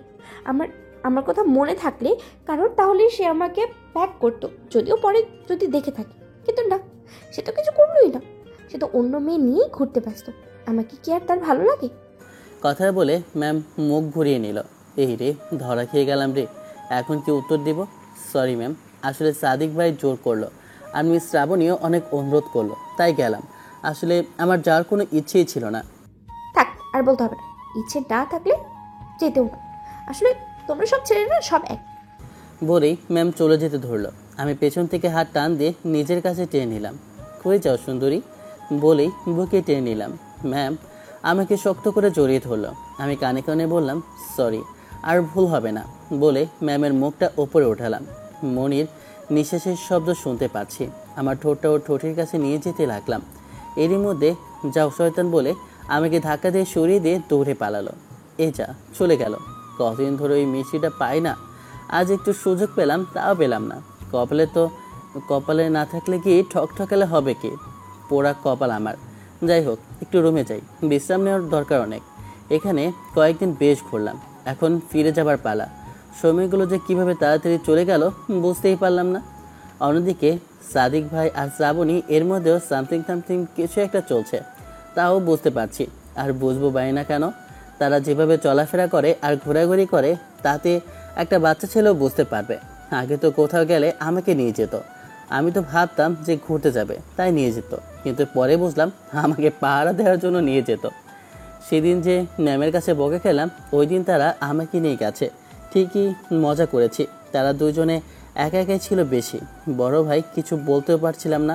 কাউকে ভালোবাসি, তাই কারো ভালোবাসার সাপোর্টও করতে হয়। মনীষীরা বলেছেন প্রেমে বাধা দিতে নেই, নইলে পরের জন্মে হনুমান হয়ে জন্ম নিতে হয়। যাই হোক, পরের ধানে মই দিয়ে কাজ নেই, নিজের চয়কায় তেল দেই। ম্যামের সাথে অফিসের বিষয় নিয়ে একটু কথা আছে, যাই একটু কথা বলে আসি। দরজায় নক করলাম, ম্যামের রুমের। 2 বার নক করতেই ম্যাম দরজা খুলে দিল। তারপর আমি ভেতরে গেলাম। আমি বললাম, ম্যাম, দেশ থেকে খবর এসেছে একে গ্রুপ অফ ইন্ডাস্ট্রিজ এর এমডি আমাদের সাথে কন্ট্যাক্ট করতে রাজি হয়েছে। তারা বলেছে আমাদের সব শর্ত মেনে নেবে। এর জন্য তাদের সাথে আমাদের 5 ইয়ারের জন্য কন্ট্যাক্ট করতে হবে। ম্যাম বলল, এটা তো ভালো খবর। এনকে ইন্ডাস্ট্রিজের সাথে আমাদের ডিল হলে আমাদের কোম্পানি অনেক উপরে গিয়ে পৌঁছাবে আর অনেক লাভবানও হওয়া যাবে। ম্যাম, এর জন্য আমাদের খুব তাড়াতাড়ি দেশে ফিরে যেতে হবে। তারা আমাদের জন্য 2 সপ্তাহ যাবৎ ওয়েট করতেছে। মানুষের মন তো কখন কি হয় তা নিজেও জানে না। আবার ক্যান্সেল করে দিলে অন্য বিপদে পড়ব। ম্যাম বলল, তাহলেই আজকে যাব। তুমি আর সাদিক সাহেব গিয়ে 4টা টিকিট করিয়ে নিয়ে আসো। আমরা আজ গিয়ে কালই ডিলটা ফাইনাল করে ফেলবো। আচ্ছা তাহলে ম্যাম, আমি উঠি। সাদিক ভাইকেও জানাতে হবে। এ কথা বলে আমি উঠে যেতে যাব, তখনই ম্যাম আমার হাতটা পিছ থেকে ধরলো। আমি ঘুরতেই ম্যাম তার ঠোঁটের দিকে ইশারা করলো। ম্যাম কি বলতে বা বোঝাতে চাচ্ছে তা আমি বেশ ভালো করেই বুঝতে পারছি, কিন্তু এখন কোনো মুডও নেই, ইচ্ছেও নেই, তাই কোনো রেসপন্স না করে হাঁটা দিলাম। এরই মধ্যে আমাকে ঘুরে আমার ঠোঁটে দিল একটা কামড় বসে। কি ব্যথা! আল্লাহ, সব কি আমার ওপর দিয়ে দিতে হবে তোমার? রক্ত বের করে ফেলেছে কামড় দিয়ে। থুর, ভালো লাগে না। আমি ম্যামকে বললাম, এবার খুশি? আমি এবার যেতে পারি? ম্যাম বলল, আর একটু থাকো না। আর একবার? ওরে বাবারে, এবার পালা মেহেদি, নলে নির্ঘাত মারা পড়বে। মনে মনে বলে দিলাম একটা ভোদর। ম্যাম পিছ থেকে ডাকছে, আর কি যেন বলছে। আমার শোনার টাইম নেই। আমি আছি দৌড়ের ওপরে। দৌড়াতে গিয়ে পড়লাম এক থাই মহিলার ওপর। থাই ভাষায় কি বললো কিছুই বুঝলাম না। সরি বলে আবার দৌড়। গিয়ে দাঁড়ালাম সাদিক ভাইয়ের রুমের সামনে। হাঁপাচ্ছি আর বেল দিয়েছি। সাদিক ভাই খুলে দিল। আমাকে দেখে সাদিক ভাই বলল, মেহেদি, কি অবস্থা তোমার? এভাবে হাঁপাচ্ছ কেন? কোনো সমস্যা? না ভাই, কোনো সমস্যা না, একটু দরকার, পরে বলছি। সাদিক ভাই বলল, আচ্ছা ঠিক আছে, ভিতরে আসো। আমি ভেতরে গেলাম। সাদিক ভাই এসিটা বাড়িয়ে দিল। হাঁপানি একটু কমেছে। এরই মধ্যে শ্রাবণীও এসে হাজির। আমাকে দেখে বলল, ভাইয়া কি হয়েছে? আপনার ঠোঁট ফুলে দেখছি ঢোল হয়ে গিয়েছে। কেউ আবার কামড় টামড় দিল নাকি? আমি বললাম, হেই না না, এমন কিছু না। সব মেয়েদেরই আমার ঠোঁটের দিকে নজর। একজনে কামড় দিয়ে ফুলে ঠোঁট ঢোল বানিয়ে দিয়েছে, আর একজন তার গণকীর্তন করছে। আসলে পিঁপড়া কামড় দিয়েছে, তাই দৌড়াচ্ছিলাম। এরই মধ্যে থাই মহলের সাথে ধাক্কা। তার হাতে দৌড়ানি খেতে খেতে আপনার রুমের সামনে সাদিক ভাই বলল, ও আচ্ছা, তাই নাকি? থাইল্যান্ড? তাও আবার পিঁপড়া? এ আবার কেমন বড় পিঁপড়া রে? এত বড় বড় মানুষের দাঁতের মতো দাঁতের ছাপ। আমারও একটু খাওয়ার শখ রয়েছে, পেলে আমিও খেতাম। শ্রাবণীকে ইঙ্গিত করে। থুর ভাই, কি বলছে? দৌড়াতে দৌড়াতে আমার জীবন শেষ, আর আপনি বলছেন এই কথা? মজা ভালো লাগছে না। হে বাবা, তুমি করতে পারবে আর আমরা বললে দোষ? এ কেমন বিচার ভাই? এগুলো কিন্তু ঠিক না। আচ্ছা ঠিক আছে, আর বলবো না। তা এবার বলো তো, তোমার রুমে না গিয়ে আমার রুমে কেন আসলে? আমি বললাম, ভাই টিকিট কাটে যেতে হবে। সাদিক ভাই বলল, কেন? ভাবছি তো আরো 2-3 দিন থাকবো। আরে ভাই, এনকে গ্রুপ আমাদের সাথে ডিল করতে রাজি হয়েছে, তাই ম্যাম বলল যত তাড়াতাড়ি যাওয়া যায় ততই মঙ্গল। সাদিক ভাই বলল, ও আচ্ছা, এটা তো অনেক খুশির খবর। এতে তো আমাদের কোম্পানির অনেক উপরে উঠে যাবে, আর আমরা বেশ ভালো লাভও করতে পারবো। তা কবে যাবে বলেছে ম্যাম? আজ রাতেই, তাই তো ছুটে এলাম আপনার কাছে। তা ভালো করেছো, তাহলে চলো এখনই বের হই। আমি বললাম, আচ্ছা ঠিক আছে চলুন। তারপরে আমরা দুই ভাই মিলে চলে গেলাম টিকিট কিনতে। হাই রে, টিকিট কিনতে গিয়ে পড়লাম আরেক বিপাকে। সন্ধ্যার টিকিট নেই, রাত 9টার 2টা টিকিট আছে, তা পেতেও 2 ঘন্টা সময় লাগবে। এখন কি করব সাদিক ভাই? এখন কি করব? সাদিক ভাই বলল, চিন্তা করো না, তুমি আর ম্যাম আজ চলে যাও, আর আমি আর শ্রাবণী কাল আসবো। কারণ একসাথে যাওয়ার থেকে তোমাদের যাওয়া অনেক গুরুত্বপূর্ণ, আর ডিল ফাইনাল করতে তোমাদের দুজনকেই লাগবে। তার চেয়ে বরং আমরা একটু অপেক্ষা করে কাল সকালে যাই, আর তুমি আর ম্যাম চলে যাও। কি আর করার, ভাইয়ের যুক্তির কাছে পরাজিত সৈনিক আমি আর কিছু বললাম না। তারপরে 2 ঘন্টা অপেক্ষা করে 2টা টিকিট পেলাম। টিকিট নিয়ে আবার হোটেলের দিকে হাঁটা শুরু করলাম। টিকিট পেয়েছো? জি ম্যাম, অনেকক্ষণ অপেক্ষা করার পরে 2টা টিকিট পেয়েছি। মাত্র 2টা? তাহলে কে কে যাবে? জি ম্যাম, আসলে আমরা সন্ধ্যার ফ্লাইটের কোনো টিকিট পাইনি, পরে রাত 9টায় 2টাই টিকিট আমরা পেয়েছি, তাও অনেক কষ্ট করে। আপনি আর মেহেদি ভাই আজকে চলে যান, কারণ আমাদের থেকেও বেশি ইম্পর্টেন্ট এই ডিলটা হওয়া। আমরা না হয় কাল ফ্লাইটে চলে আসব। আমি অনেক ভাগ্যবান যে আপনাদের মতো কিছু কলিগ সহকর্মী পেয়ে। আসলে আপনারা না আমার প্রকৃত বন্ধু। আপনারা নিঃস্বার্থভাবে আমার কোম্পানির জন্য কাজ করে যাচ্ছেন, এই ঋণ শোধ করার মতো না। আমি বাবাকে বলে আপনাদের প্রমোশনের ব্যবস্থা করব। কি বলছেন ম্যাম? এগুলো তো আমাদের কর্তব্য, যে আমাদের 2 বেলার রুটি ব্যবস্থা করে, তার জন্য এগুলো করব না? তার উন্নতিতেই আমাদের উন্নতি। আপনাদের অনেক কাজ বাকি, সব কিছু গুছিয়ে নেন, আমি যাচ্ছি। আর মেহেদি ভাই, তুমিও তোমার সব কিছু গুছিয়ে নাও। বলে সাদিক ভাই চলে গেল। আসলেই সাদিক ভাই অনেক ভালো মানুষ। আমরা অনেক ভাগ্যবান যে তার মতো একজন মানুষ পেয়েছি। ম্যাম, আপনি আপনার যাবতীয় জিনিসপত্র গুছিয়ে নেন, আমি যাই। আর ম্যাম, সকালে কাজটা ভালো হয় নাই, দেখুন আমার ঠোঁট এখনও ফুলে আছে, সময় মতো এর শোধ তুলব। ম্যাম দেখি মুচকি মুচকি হাসে। আমি চলে এলাম আমার রুমে, ফ্রেশ হয়ে দিলাম একটা ঘুম। সন্ধ্যা 6টায় ঘুম ভাঙলো। তাড়াতাড়ি উঠে আমার সব কিছু গুছিয়ে নিলাম। ম্যামের ফোন এলো, রিসিভ করতে ম্যাম বলল, কতক্ষণ লাগবে তোমার? আমি রেডি। আমি বললাম, ম্যাম আমিও রেডি, 20 মিনিটের মধ্যেই আমরা বের হব। আচ্ছা ঠিক আছে, রেডি হয়ে আমার রুমে এসো। তারপরে সব ঠিকঠাক আছে কিনা দেখে আমি ম্যামের রুমে গেলাম। ওয়াও, আজ ম্যামকে অনেক সুন্দর লাগছে, লেহেঙ্গায় অনেক মানিয়েছে। ম্যামকে দেখে আমার ওই গানটা মনে পড়ছে। আচ্ছা, আপনাদেরও একটু শোনাচ্ছি। আমি দূর হতে তোমারই দেখেছি, আর মুগ্ধ হয়ে চোখে চেয়ে দেখেছি। কি এভাবে চেয়ে চেয়ে কি দেখো? আমাকে কি আজ নতুন করে দেখছো নাকি? এমন করে চেয়ে দেখুন তো, নজর লেগে যাবে। আর আমার লজ্জাও লাগছে। ওরে আমার লজ্জাবতী লতিকারে, যেহেতু সুন্দর করে সেজেছেন সেই তো দেখতে তো আর দোষ নেই, তাই না? আর আমার চোখ দিয়ে দেখবো, আপনার সমস্যা হওয়ার তো কোনো কথা না, তাই না? তা ঠিক বলেছো, আর দেখতে হবে না, সারা জীবন পড়ে আছে না। এখন চলুন, নাহলে ফ্লাইট মিস করবেন। আর সাদিক ভাই শ্রাবণীকে সাবধানে নিয়ে আসবেন। আর এই নেন টাকা, কাল আসার সময় হোটেলের বিল। আর শ্রাবণীকে কিছু মার্কেট করে দিন। তারপরে আমরা এয়ারপোর্টের দিকে গেলাম। আমরা 4 জনই এসেছি, বেশ ভালোই হয়েছে। আমরা তাদের কাছ থেকে বিদায় নিয়ে বিমানে উঠলাম। একটু পরে বিমান ফ্লাই করবে। বিমান আকাশে ফ্লাই করছে। যান্ত্রিক জগতের যান্ত্রিক বিমান তার নিজ গতিতে চলছে। ম্যাম আমার পাশে বসা। একটু পরে একজন কেবিন ক্রু আসলো, মেয়ে। ওয়াও, কি সুন্দর! আমি হাঁ করে তাকিয়ে আছি। কেবিন ক্রু আসলেই অনেক সুন্দর হয়, আর এখানে সুন্দর মেয়েদেরই প্রাধান্য দেওয়া হয়। আমি তো আমার মতো তাকিয়ে আছি, কেবিন ক্রুর কি বলছে সেদিকে খেয়ালই নেই। আর এমন ঘুরে পড়ে গিয়েছি যে আমার পাশে যে একজন বসে রাগে ফুলছে সেদিকে আমার কোনো খেয়ালই নেই। কারো জোরে ধাক্কায় আমার হুঁশ এলো, আর দেখি ক্রু চলে যাচ্ছে। আরে আরে, চলে যাচ্ছে কেন? চলে যাবে না তো তোমার সাথে বসে এখানে রোম্যান্স করবে? লুচ্চা বলা জানি কোথাকার। বিমান থেকে নামি একবার, তারপরে তোর মজা দেখাবো। তোমার ওই চোখ দুটো না খুঁজে তুলে আমার বাসাটা একদম ডিপ ফ্রিজে রেখে দেবো। হ্যাঁ আল্লাহ, বলেন কি? তাহলে এত সুন্দর পৃথিবী, এত সুন্দর মানুষ, গাছপালা, গরু ছাগল, আর আপনাকে দেখবো কিভাবে? এভাবে বললেন না, আমার অনেক ভয় করে।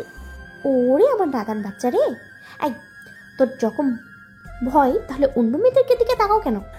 তাকাবো না তো কি করবো? হ্যাঁ, আমার দিকে কি কারোর খেয়াল আছে? হ্যাঁ, যে যার তাকে নিয়েই ব্যস্ত। আর আমি নাটক আর মুভি আর গল্প পড়ি, তো সেখানে দেখি যে নায়িকা যখন তার নায়কের দিকে নজর না দেয়, খেয়াল না করে, তখন নায়ক তার নায়িকাকে জেলাস ফিল করানোর জন্য অন্য মেয়ে দেখে বা দেখিয়ে বিলিয়ে, মেয়েটা কি সুন্দর, পুরাই ঝাক্কাস। আর তা দেখে নায়িকা জেলাস ফিল করে, আর নায়ককে হারানোর ভয়ে বেশি বেশি কেয়ার যত্ন করে। আমিও ভাবলাম, আমি করলেই বা ক্ষতি কি, ট্রাই তো একবার করাই যায়। তাই আমি একটু চান্স নিলাম বলেই একটা ভুবন বোলানো মন মাতানো একটা বিশ্ব জয় করা একটা হাসি দিলাম। ম্যাম দেখি আমার দিকে রাগি চোখে লাল করে তাকিয়ে আছে। কি হলো ব্যাপারটা? আমার দিকে এমন করে তাকিয়ে আছে কেন? এবার ম্যাম বলতে শুরু করলো, আমি তোমার কেয়ার করি না তাই না, যত্ন নেই না তাই না? আচ্ছা এবার দেখ কি করি, একবার বাসায় চলো, তারপরেই দেখাবো মজা। আমার নাটক আর গল্প ছোটাচ্ছি। ও মোর জ্বালা, সত্যি কথা বলে আবার পড়লাম কোন বিপদে। মানে আমি মজা করছিলাম, ভুল বুঝছেন কেন? আচ্ছা আর বলবো না, এই কান ধরছি। আমরা দুইজনেই নিস্তব্ধ, কেউ কোনো কথা বলছি না। নিস্তব্ধ থাকাও একটা শিল্প, যা সবাই থাকতে পারে না। অনেকেই আছে যারা ভালো জায়গায় গিয়েও বকর বকর করতেই থাকে। এরা হলো বাচাল প্রকৃতির মানুষ। আমার একটা কথা মনে পড়ে গেল।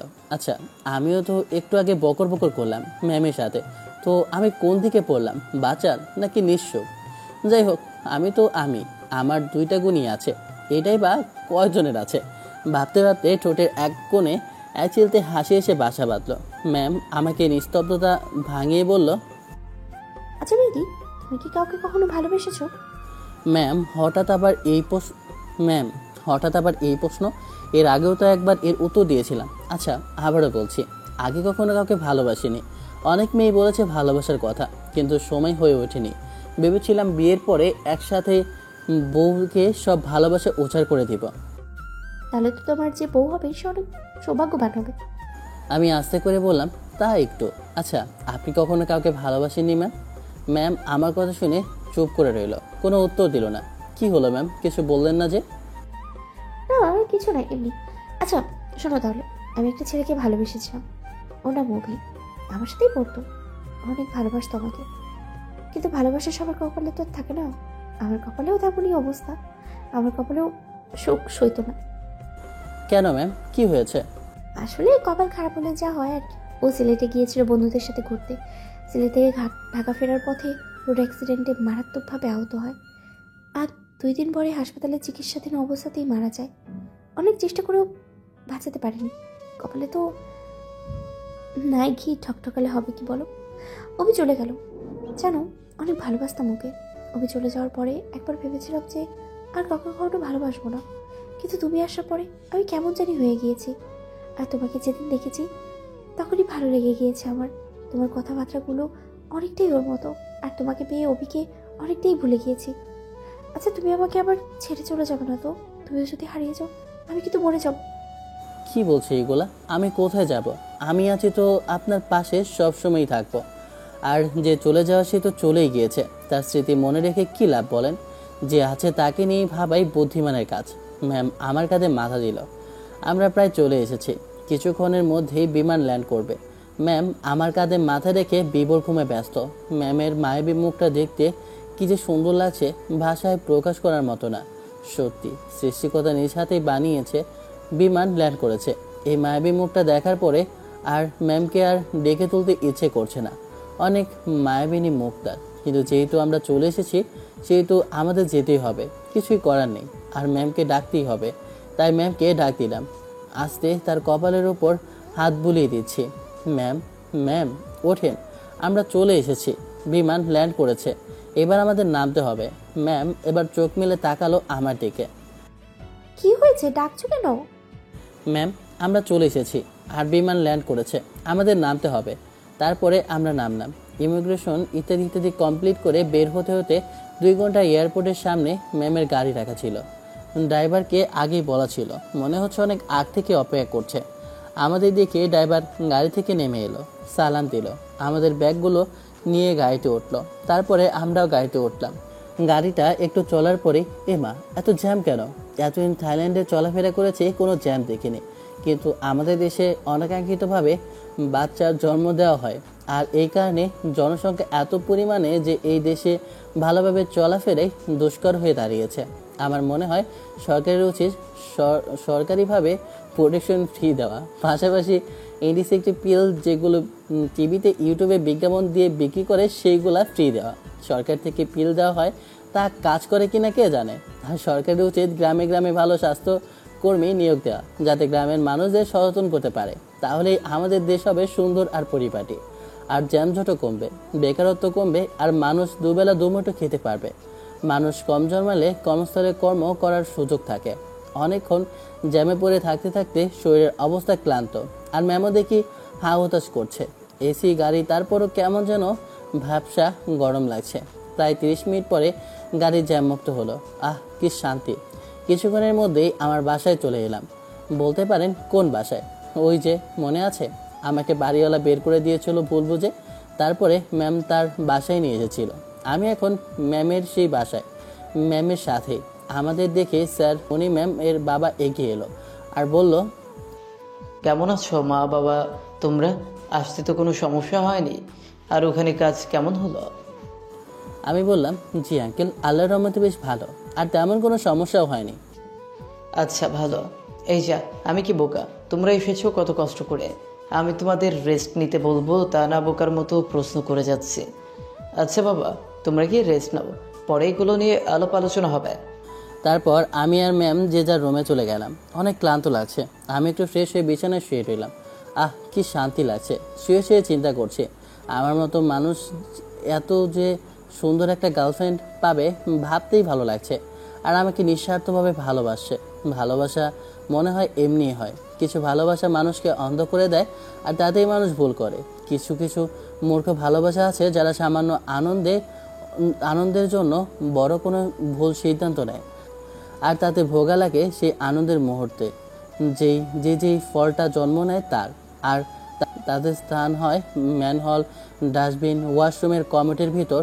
আর যারা বেঁচে যায় তারাই হয় ছিনতাইকারী, গুন্ডা, মাস্তান। কারণ তাদের তো শাসন করার কেউ নেই, যা ইচ্ছে তাই করে, এরাই দেশের ক্ষতি করে। ভালোবাসা মানুষকে যেমন জান্নাতের সুখ দেয়, তেমনি সেই ভালোবাসাই মানুষকে নরকের রূপ দেখায়। আর আজকালকার সমাজে এগুলো অহরহ হয়ে যাচ্ছে। এগুলা থেকে আমাদের বের হয়ে আসা উচিত। এতে দেশ, জাতি সবার মঙ্গল। কিছু শিক্ষণীয় আর বাস্তবতা নিয়ে কথা বললাম, কেউ খারাপভাবে নিয়েন না।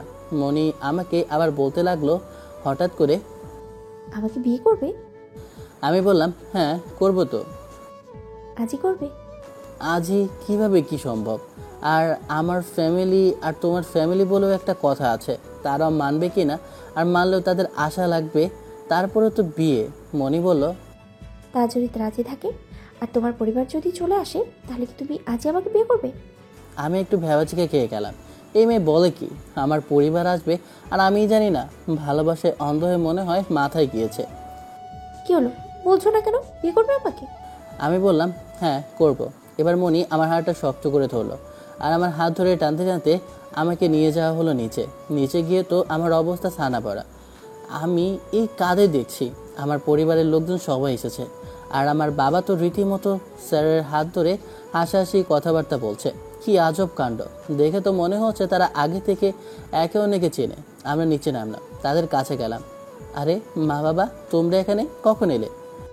এই তো একটু আগে খান আর বৌমা ফোন করে আসতে বললো, তাই দেরি না করে চলে এলাম। এখন তো আসতে 1 ঘন্টা লাগে। বিমানে সপরিবারে চলে এলাম। বুঝলাম, কিন্তু তুমি স্যার ও মনিকে কিভাবে চেনো? তখন স্যার বলতে শুরু করলো, আসলে তোমার বাবা আর আমি বাল্যকালের বন্ধু। তোমার সার্টিফিকেটে তোমার ঠিকানা আর বাবার নাম দেখে সন্দেহ হচ্ছিল, তাই খোঁজখবর নিয়ে জানতে পারি। পরে একটা সময় এটা বুঝতে পারি যে আমার মেয়ে তোমাকে ভালোবাসে। তারপরে আমি তোমার পরিবারে যোগাযোগ করি এবং বিয়ের কথা পাকা করে ফেলি। আর আজকে তুমি চলে যাওয়ার পর সকালে মনি আমাকে বলে যে বাবা তুমি ফোন দিয়ে ওদের আসতে বলো, আজকেই বিয়ে হবে। তুমি কাজীকে খবর দাও আর দাওয়াতও দিয়ে দাও। এত কিছু হয়ে গেল, সবাই সব জানে আর আমি কিছুই জানি না। এবার সাদিক ভাই বলতে লাগলো, আমরা তোমাদের সব শপিং থাইল্যান্ড থেকে করিয়ে নিয়ে এসেছি। ম্যাম আমাদের আগেই সব জানিয়েছে। ভাই আপনিও? সাদিক ভাই হেসে দিল। মনি আমাকে একটা ব্যাগ ধরিয়ে দিয়ে বলল, যে নাও পরে এসো, আর আমিও যাই। শ্রাবণী, কই তুমি? সবাই চলে গেল, আমিও গেলাম। সব কিছু তো অনেক সুন্দর, বরের বেশে বেশ মানিয়েছে। আমি বের হলাম, মেহমানের গিজগিজ করছে। সাদিক ভাই আমাকে নিয়ে আমার স্থানে বসলো। একা একা এতিমের মতো বসে আছি, কেউ নেই পাশে। তাই 2 ঘন্টা পরে কাজে এসে বিয়ে পড়ে গেল। ব্যাচেলার লাইফের উইকেটটা পড়ে গেল। ভালোই ভালোই বিয়ের কার্যক্রম শেষ। আমাকে মনির ঘরের দিকে নিয়ে যাওয়া হলো। সাদিক ভাই বলল, এইগুলা করবা ওগুলা করবা। এসব দেখে শ্রাবণী বলল, যেভাবে বলছেন মনে হচ্ছে আপনার 2-3 বারের অভিজ্ঞতা আছে। না মানে সে সুযোগ হয় নাই, আপনি দিলেই হবে। কি কি বললেন? কিছু না। সবাই হাসাহাসি। আমাকে ভিতরে ঢুকিয়ে দিল। দরজা নক করলাম, ভিতরে আসতেই সালাম দিল। ম্যাম বলল, চলো চর্চনা দেখে আসি। আমি বললাম, হ্যাঁ দেখা যায়, কিন্তু আজ একটা গুরুত্বপূর্ণ রাত, তা রেখে জোসন থেকে ঠিক হবে বলো? এই আবার অসভ্যতামি কথাবার্তা বলছো? আগে তো কত নীতি কথা বলতে, তাহলে এখন এমন বলছো কেন? কারণ তখন আমি ছিলাম পরপুরুষ, তখন তোমাকে ছুলেও আমার গুনাহ হতো। তারপরে তোমার পাল্লায় পড়ে 2-3 বার কিছু মিছু হয়েছে, কিন্তু এখন তো কোনো বাধাই নেই, তাই সব এলাও। মনি বলল, তবে রে, তারও দেখাচ্ছি মজা বলে আমাকে খাটে ফেলে দিল আর আমার উপরে উঠে আমার ঠোঁটের সাথেও ঠোঁট লাগিয়ে দিল। ভালোবাসার অতল সাগরে ডুব দিলাম। রাত 3টা, মনি আমার বুকের উপরে শুয়ে আছে। আমি ডাক দিলাম। মনি বলল, বলো। ঘুম ঘুম চোখে সব কিছু খুব তাড়াতাড়ি হয়ে গেল, তাই না? মনি বলল, তোমার কাছে তাড়াতাড়ি, কিন্তু আমার কাছে না। আমি বললাম, মানে? এগুলো সব আমার প্ল্যান ছিল, তাই আস্তে আস্তে গিয়েছিলাম তোমাকে পাবার জন্য। অনেক ভালোবাসি তোমাকে, আমার জীবনের সব কিছু জুড়ে তুমিই রয়েছো। আসলে মেয়েটা আমাকে অনেক ভালোবাসে। শক্ত করে জড়িয়ে ধরলাম মনিকে। আমি অনেক ভালোবাসি তোমাকে। ভালো থাকুক ভালোবাসাগুলো, সারা জীবন বেঁচে থাকুক সত্যিকারের ভালোবাসাগুলো। ধন্যবাদ। আল্লাহ হাফেজ, tata, bye bye, have fun, খোদা হাফেজ।